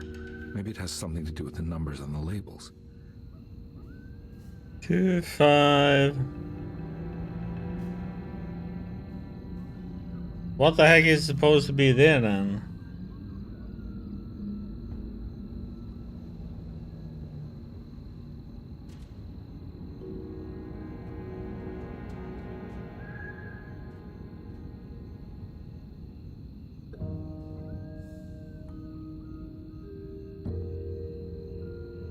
Two, 5 and a 7, and I don't know what the third one is supposed to be.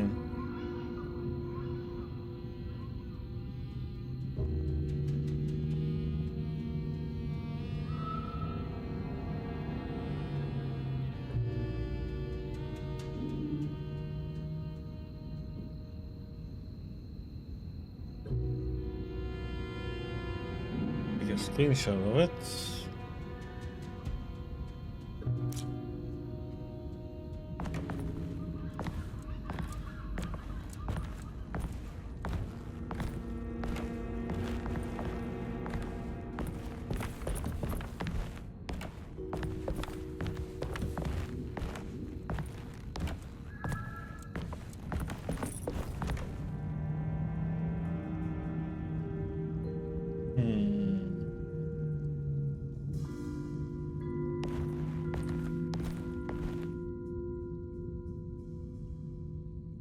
Cultural necrosis.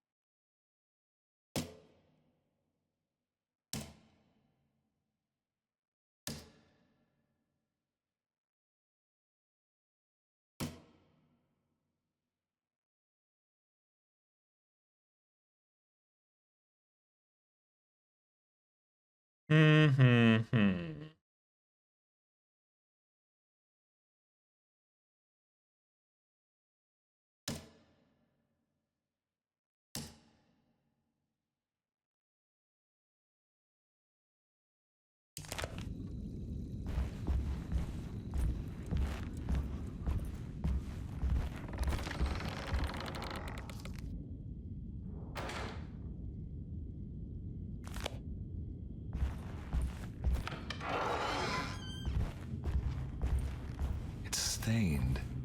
Looks like some kind of rot.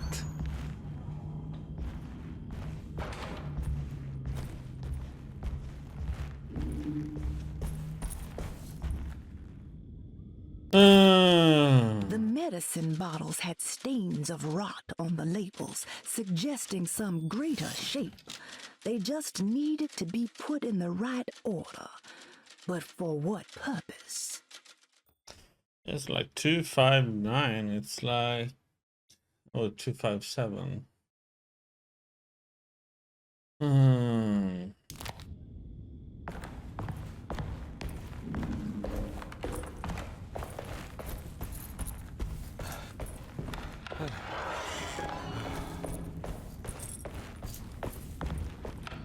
think we need something for this, right? There's no way I can get into this thing. Better leave it alone.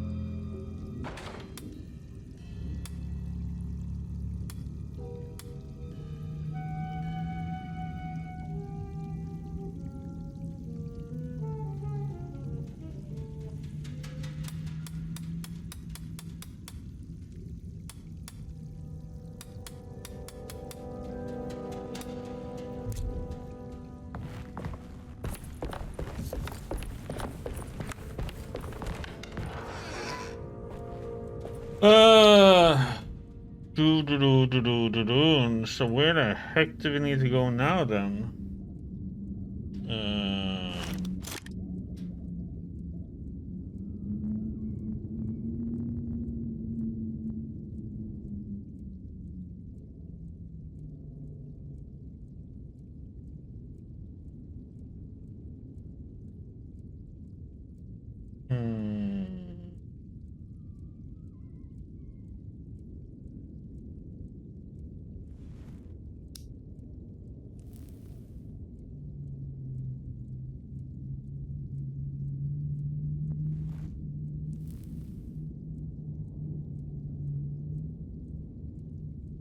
But how did we get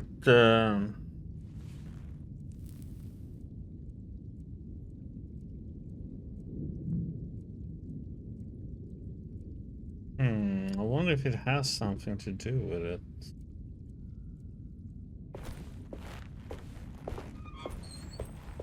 The 257.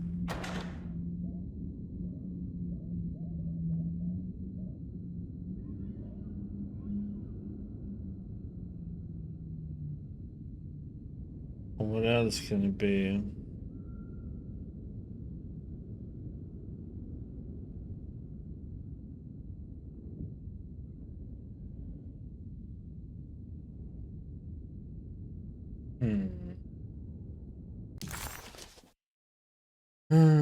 Can we use this one? No. I'm happening for that. I'm missing an item for the boiler.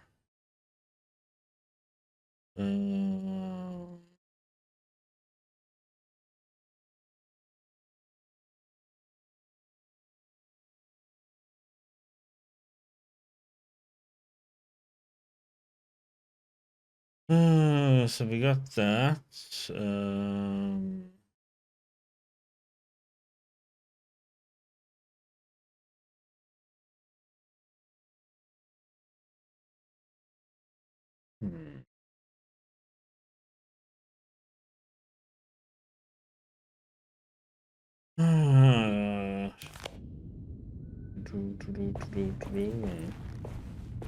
Trying to figure out where we need to go then.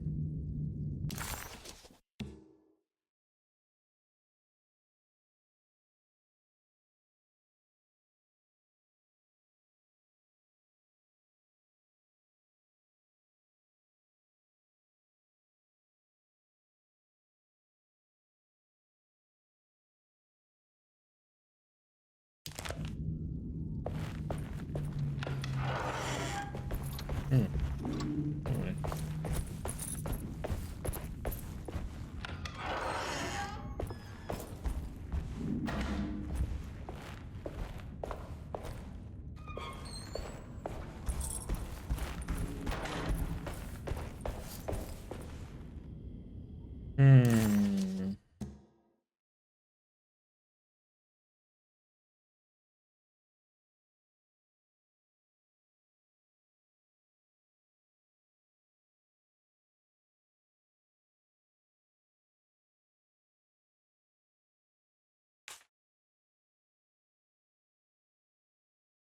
I need an item for the boiler room.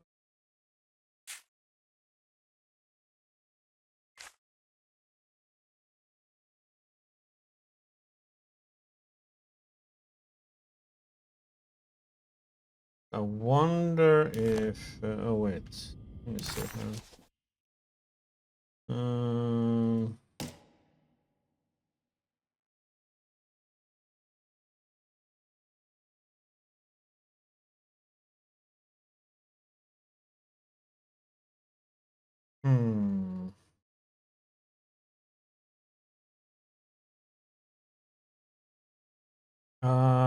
Oh wait.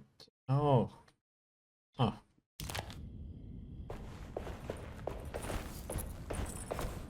That's what it is. 257.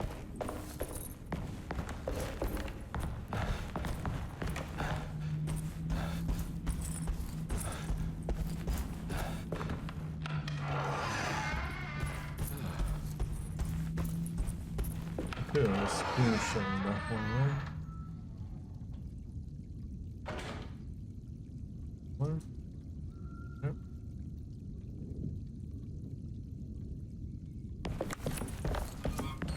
The first one is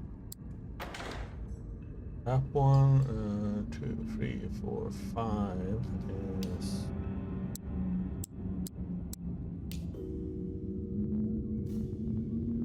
Seven is that weird one.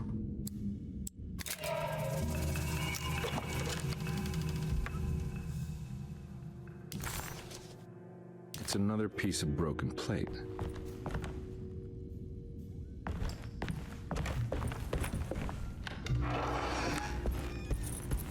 Ooh, the boiler room.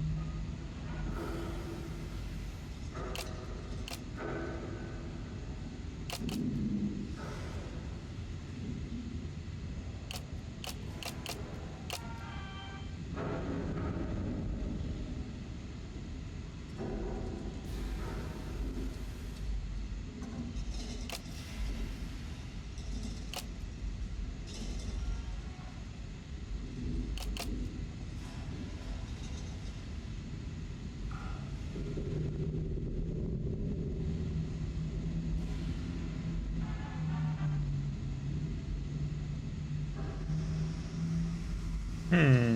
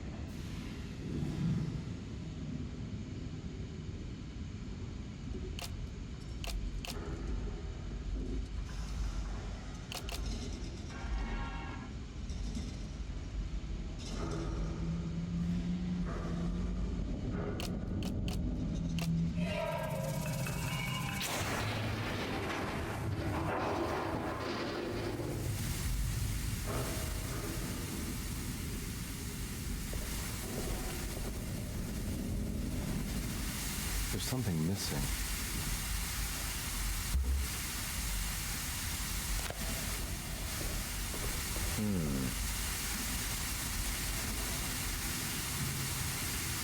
Seven, 5, 9. Need to take a screenshot of that.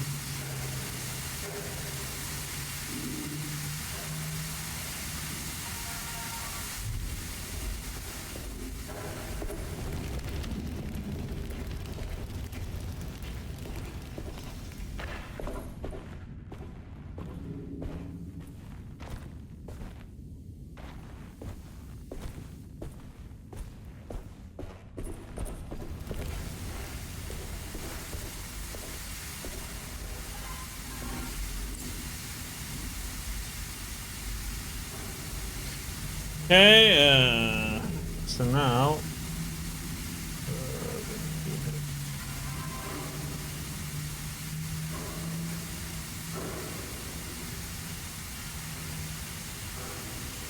the hard part is sometimes just getting these to be in the right direction.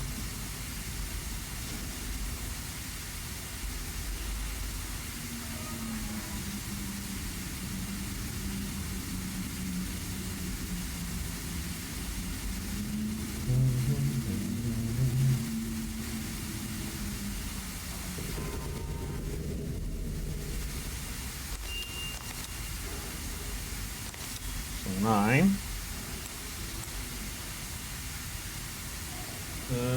7.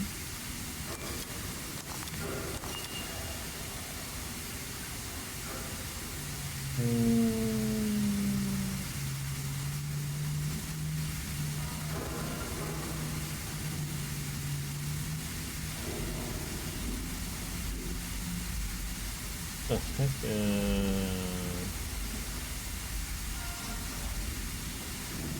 Yeah, it must be that. 8, 9, then 7 on that one. Then we're gonna have 5.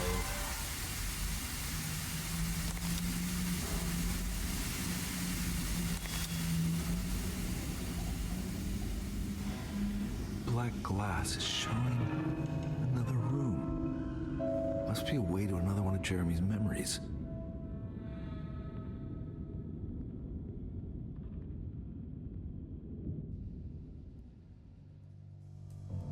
Wine cellar.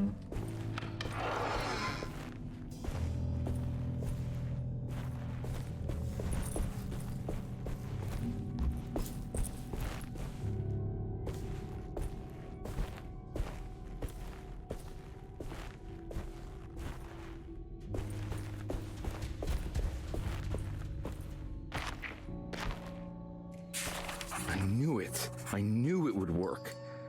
You're getting good at this, Carnby. Maybe a little too good at this.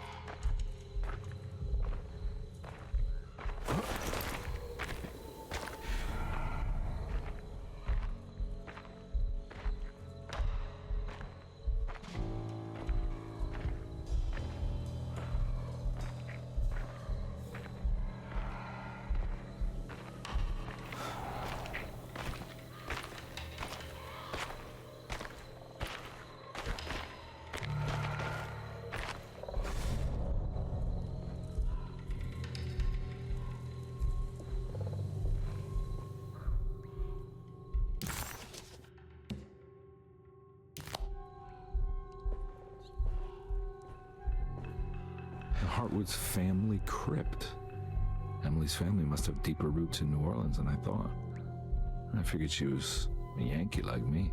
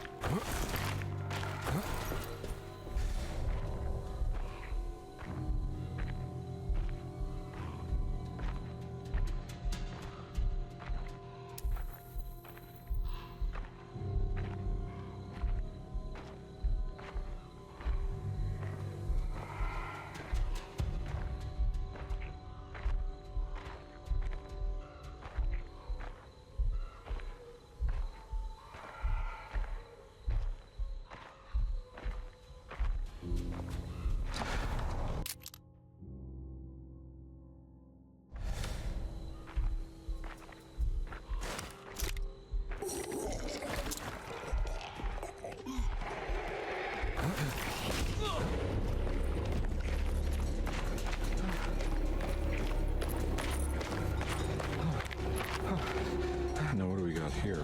There's something missing.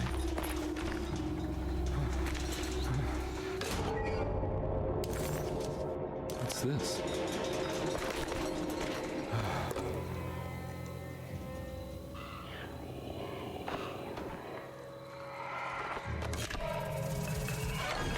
Got it.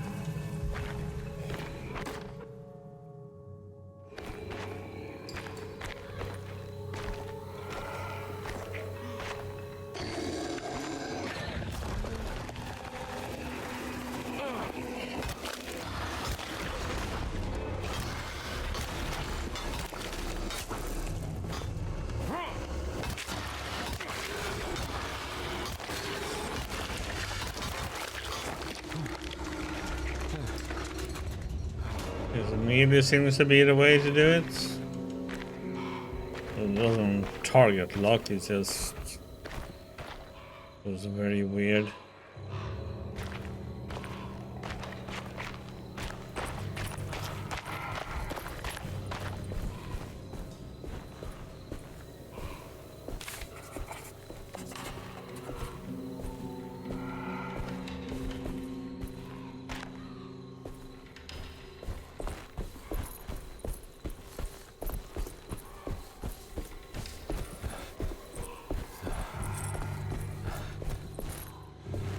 Jeremy sketched this chapel in his book, so it must be important. Looks like I'll need more medallions to open it, though. I don't think I have everything I need.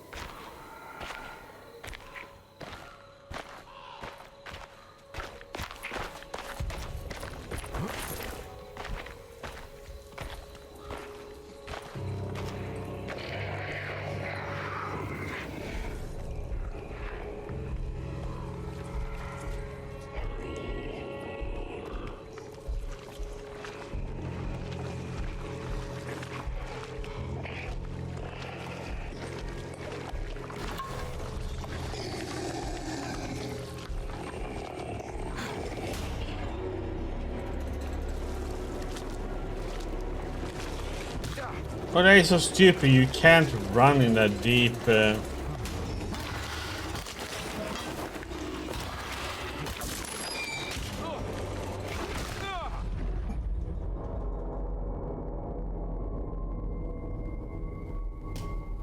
What the heck is it? So I need to like go away from there.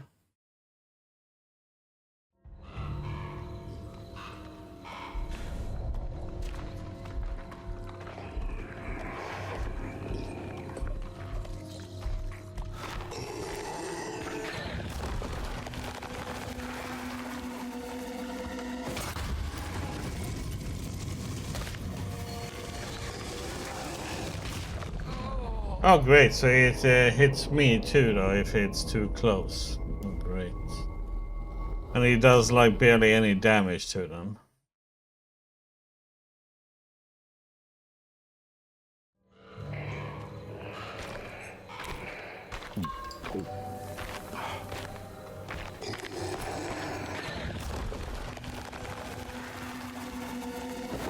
Oh, what the? What the heck did it just throw it? Didn't even throw it at him now?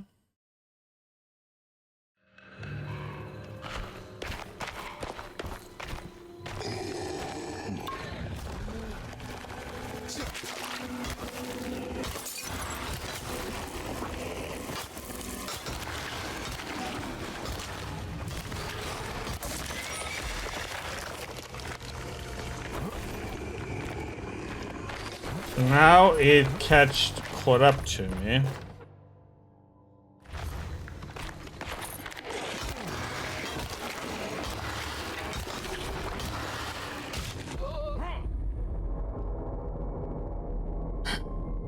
God damn, I hate the combat in this game, man. It's like, it's not staying like target locked or anything on your enemy. It's like you have to move and just turn and...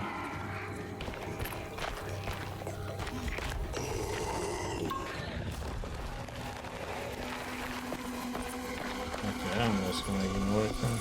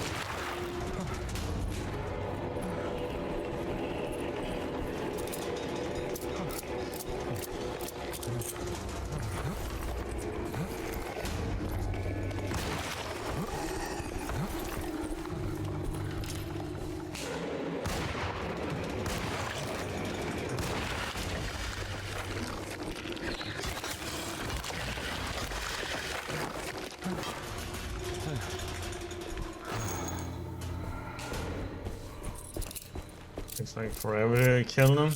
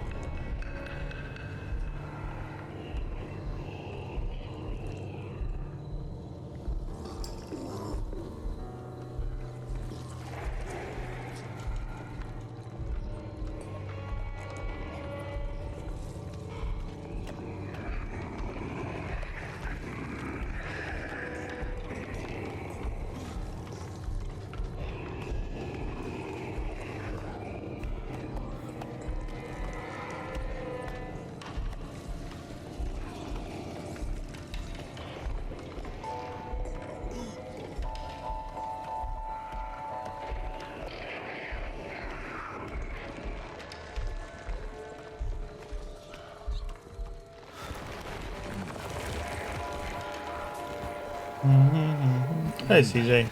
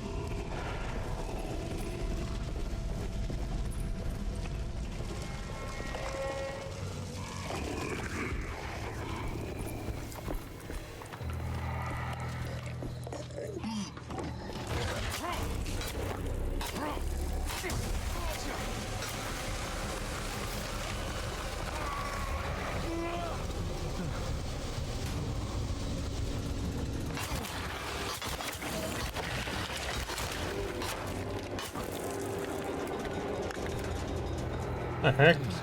Tries to get me?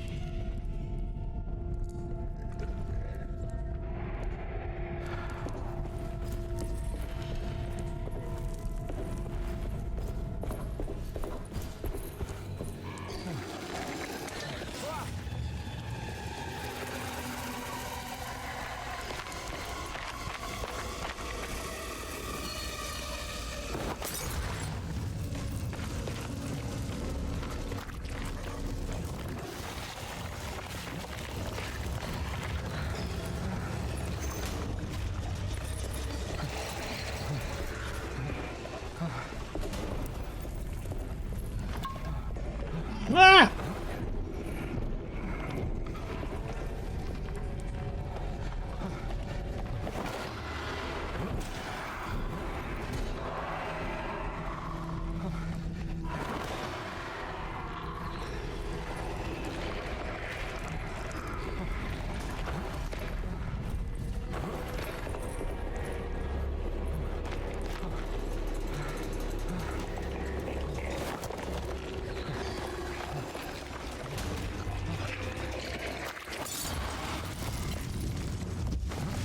Ah!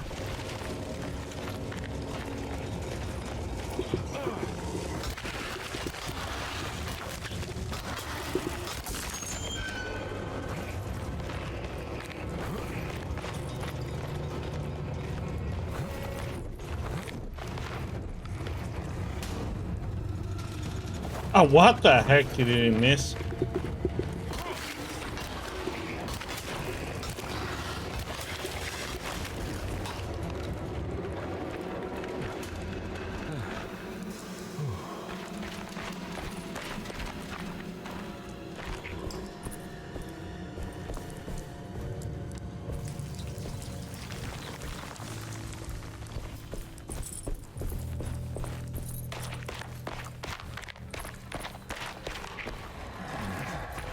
Do, do, do, do.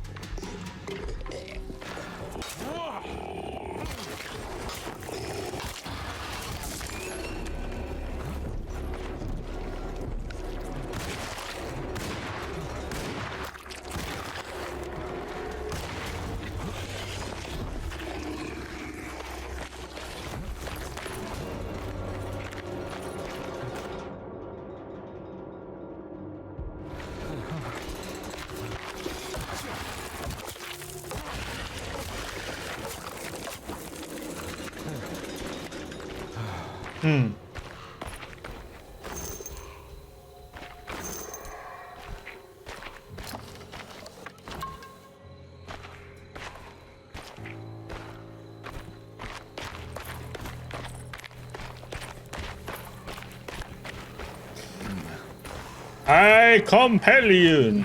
Get out. And die.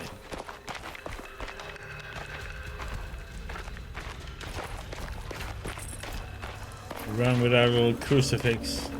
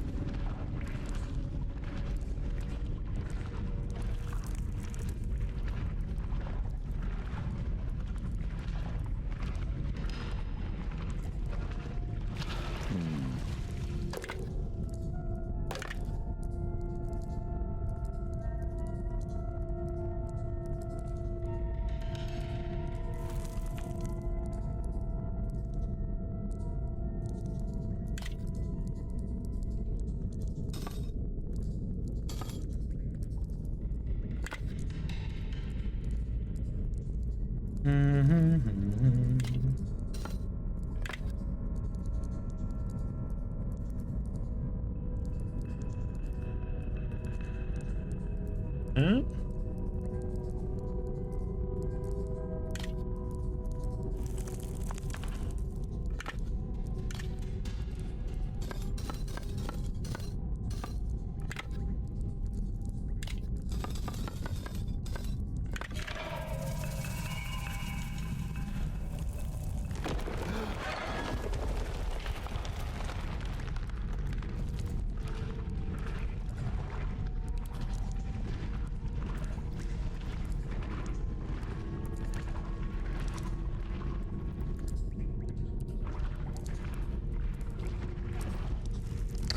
Lovely place.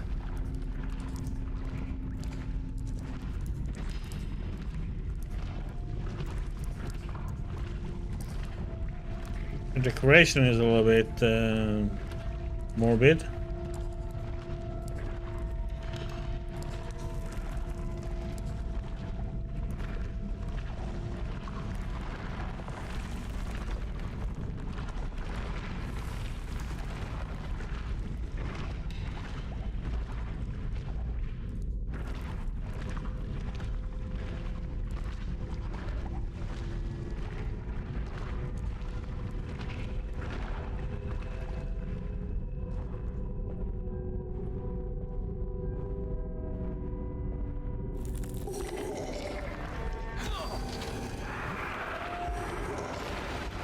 Oh my.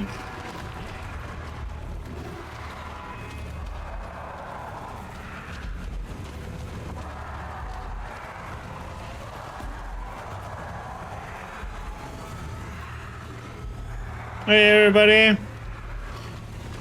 Oh. Oh. I thought I was gonna be able to go through there like I did before, but guess we need to go just forward.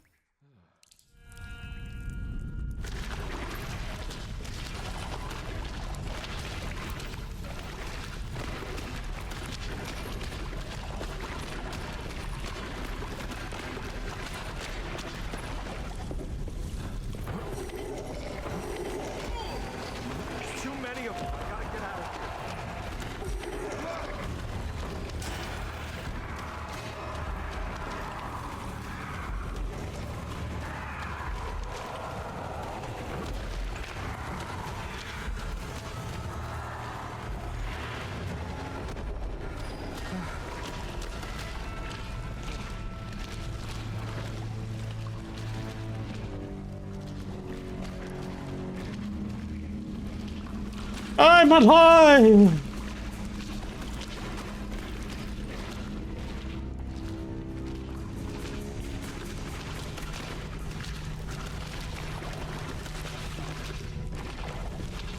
And there's the third one that we need. Now what do we got here?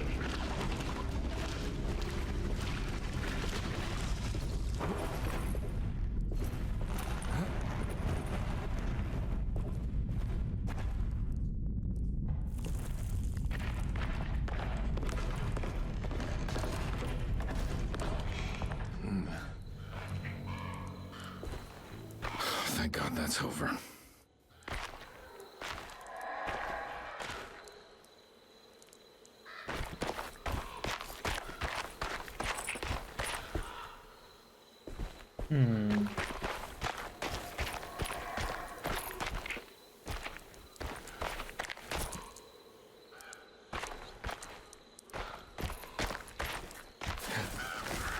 Okay.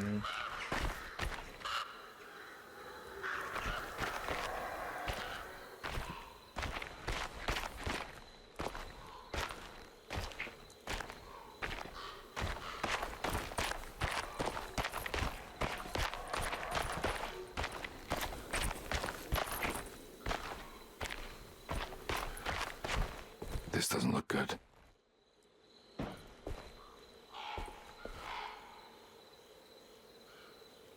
Cassandra. Okay, so that's where she ended up at, huh?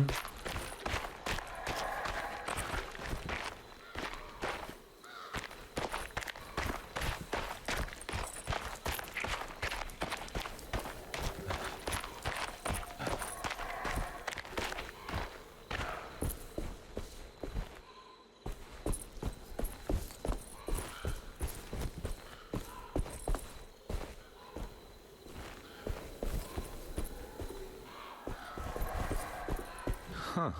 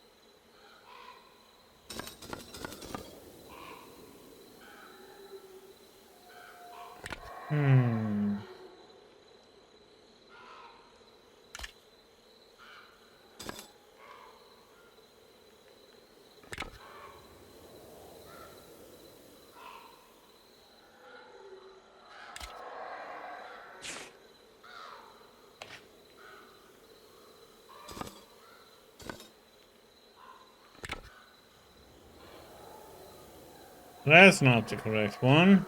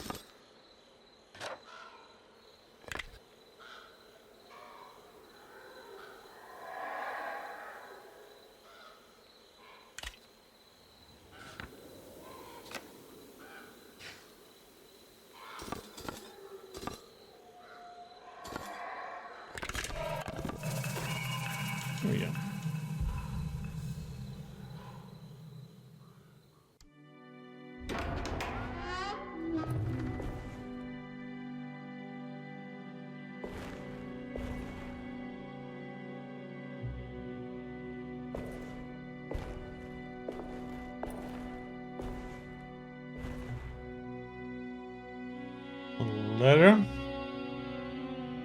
Please don't touch her. Jeremy.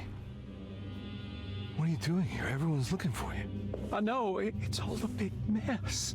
No one understands. I'm just trying to keep evil at bay. Just for a little while longer. You've got to come back with me. Your niece is waiting at Derceto. Emily? Why would you... My letter. Keep making it worse. What is going on, Jeremy? How is any of this happening? I made a terrible promise with someone. The Dark Man. Who is he? No, don't say his name. He can hear us. He's always listening.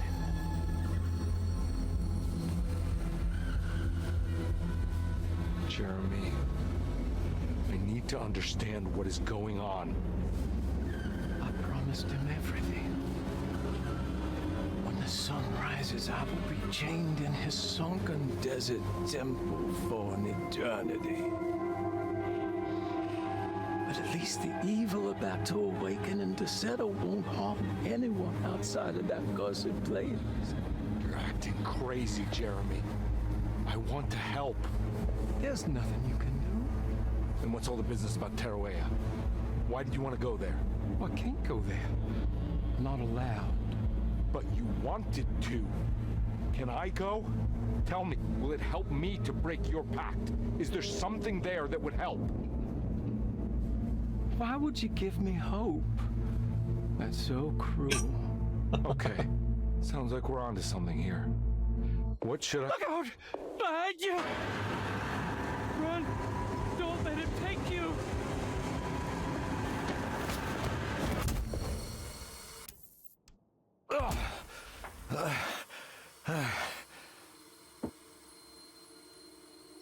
Okay.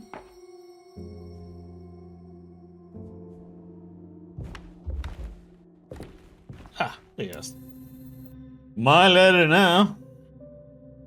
I've seen so many strange occurrences lately. Memories explode into existence and then burn out like tired glass bulb filaments. Dreamscapes crash down from the stars and sink into the sea.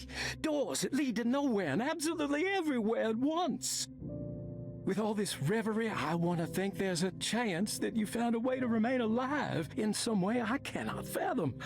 Just like I've learned to navigate with my talisman.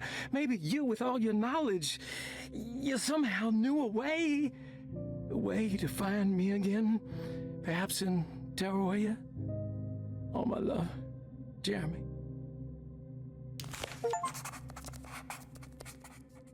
Luggage key.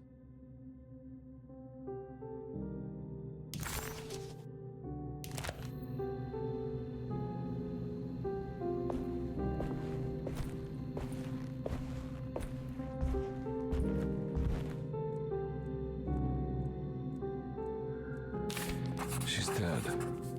No matter how she died, she looks peaceful now.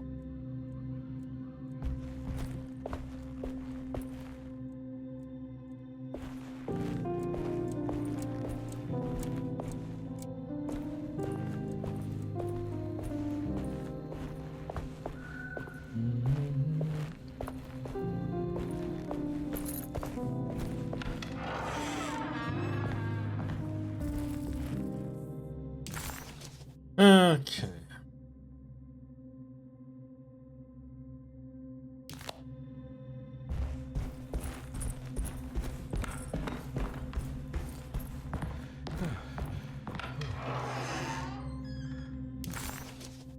Perusi's body looked unharmed.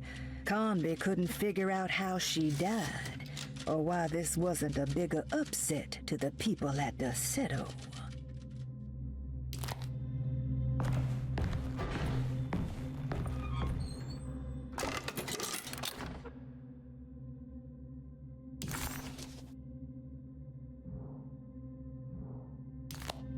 A telescope lens. Why would he lock that up?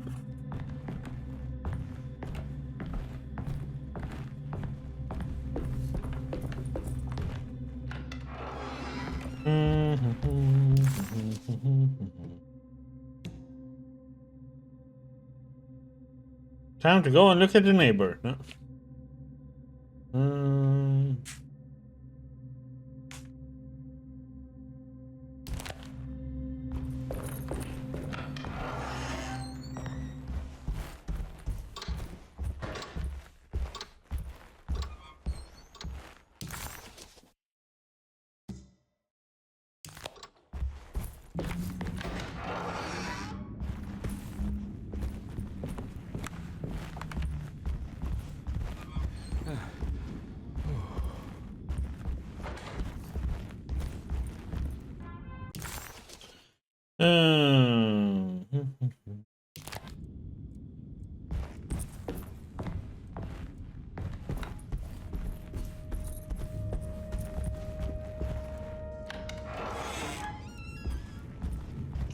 Let's see, we need to go.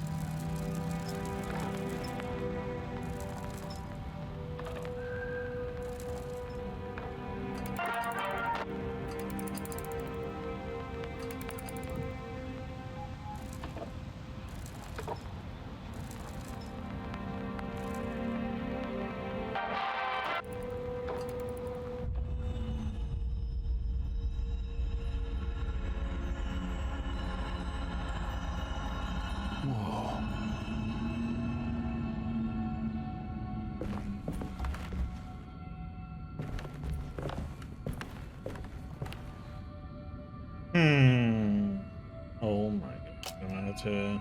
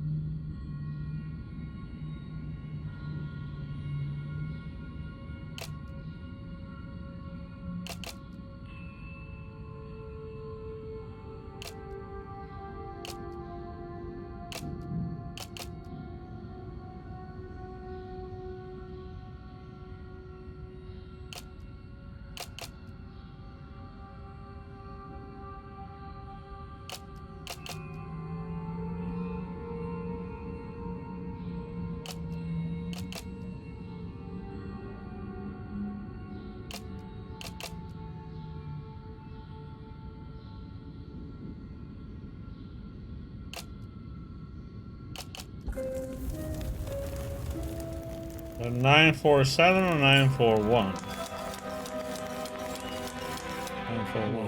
What's going on? It's dialing in something all on its own and it's showing the way to another memory? Where is that?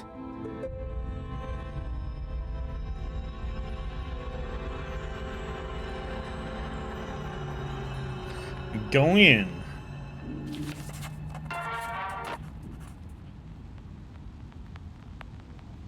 Another world seeping into Deseto. Was this a taste of that mysterious Terrawea?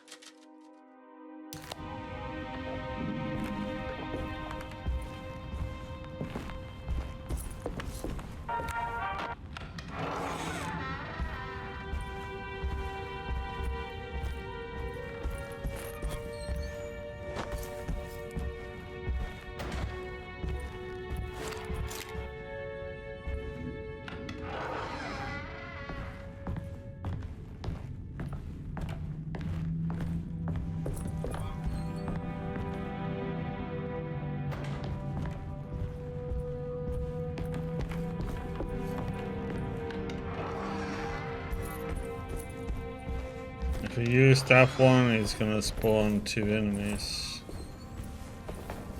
I assume.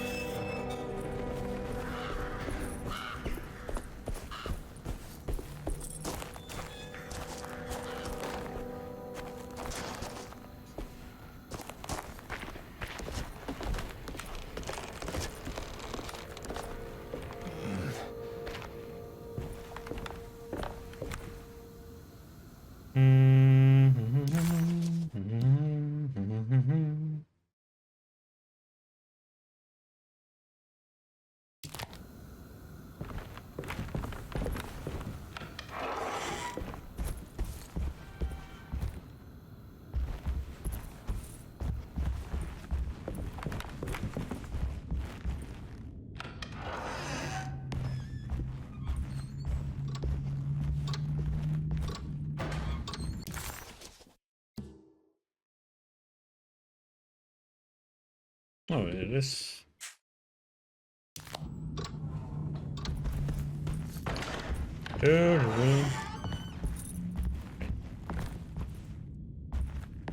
Open. This is difficult.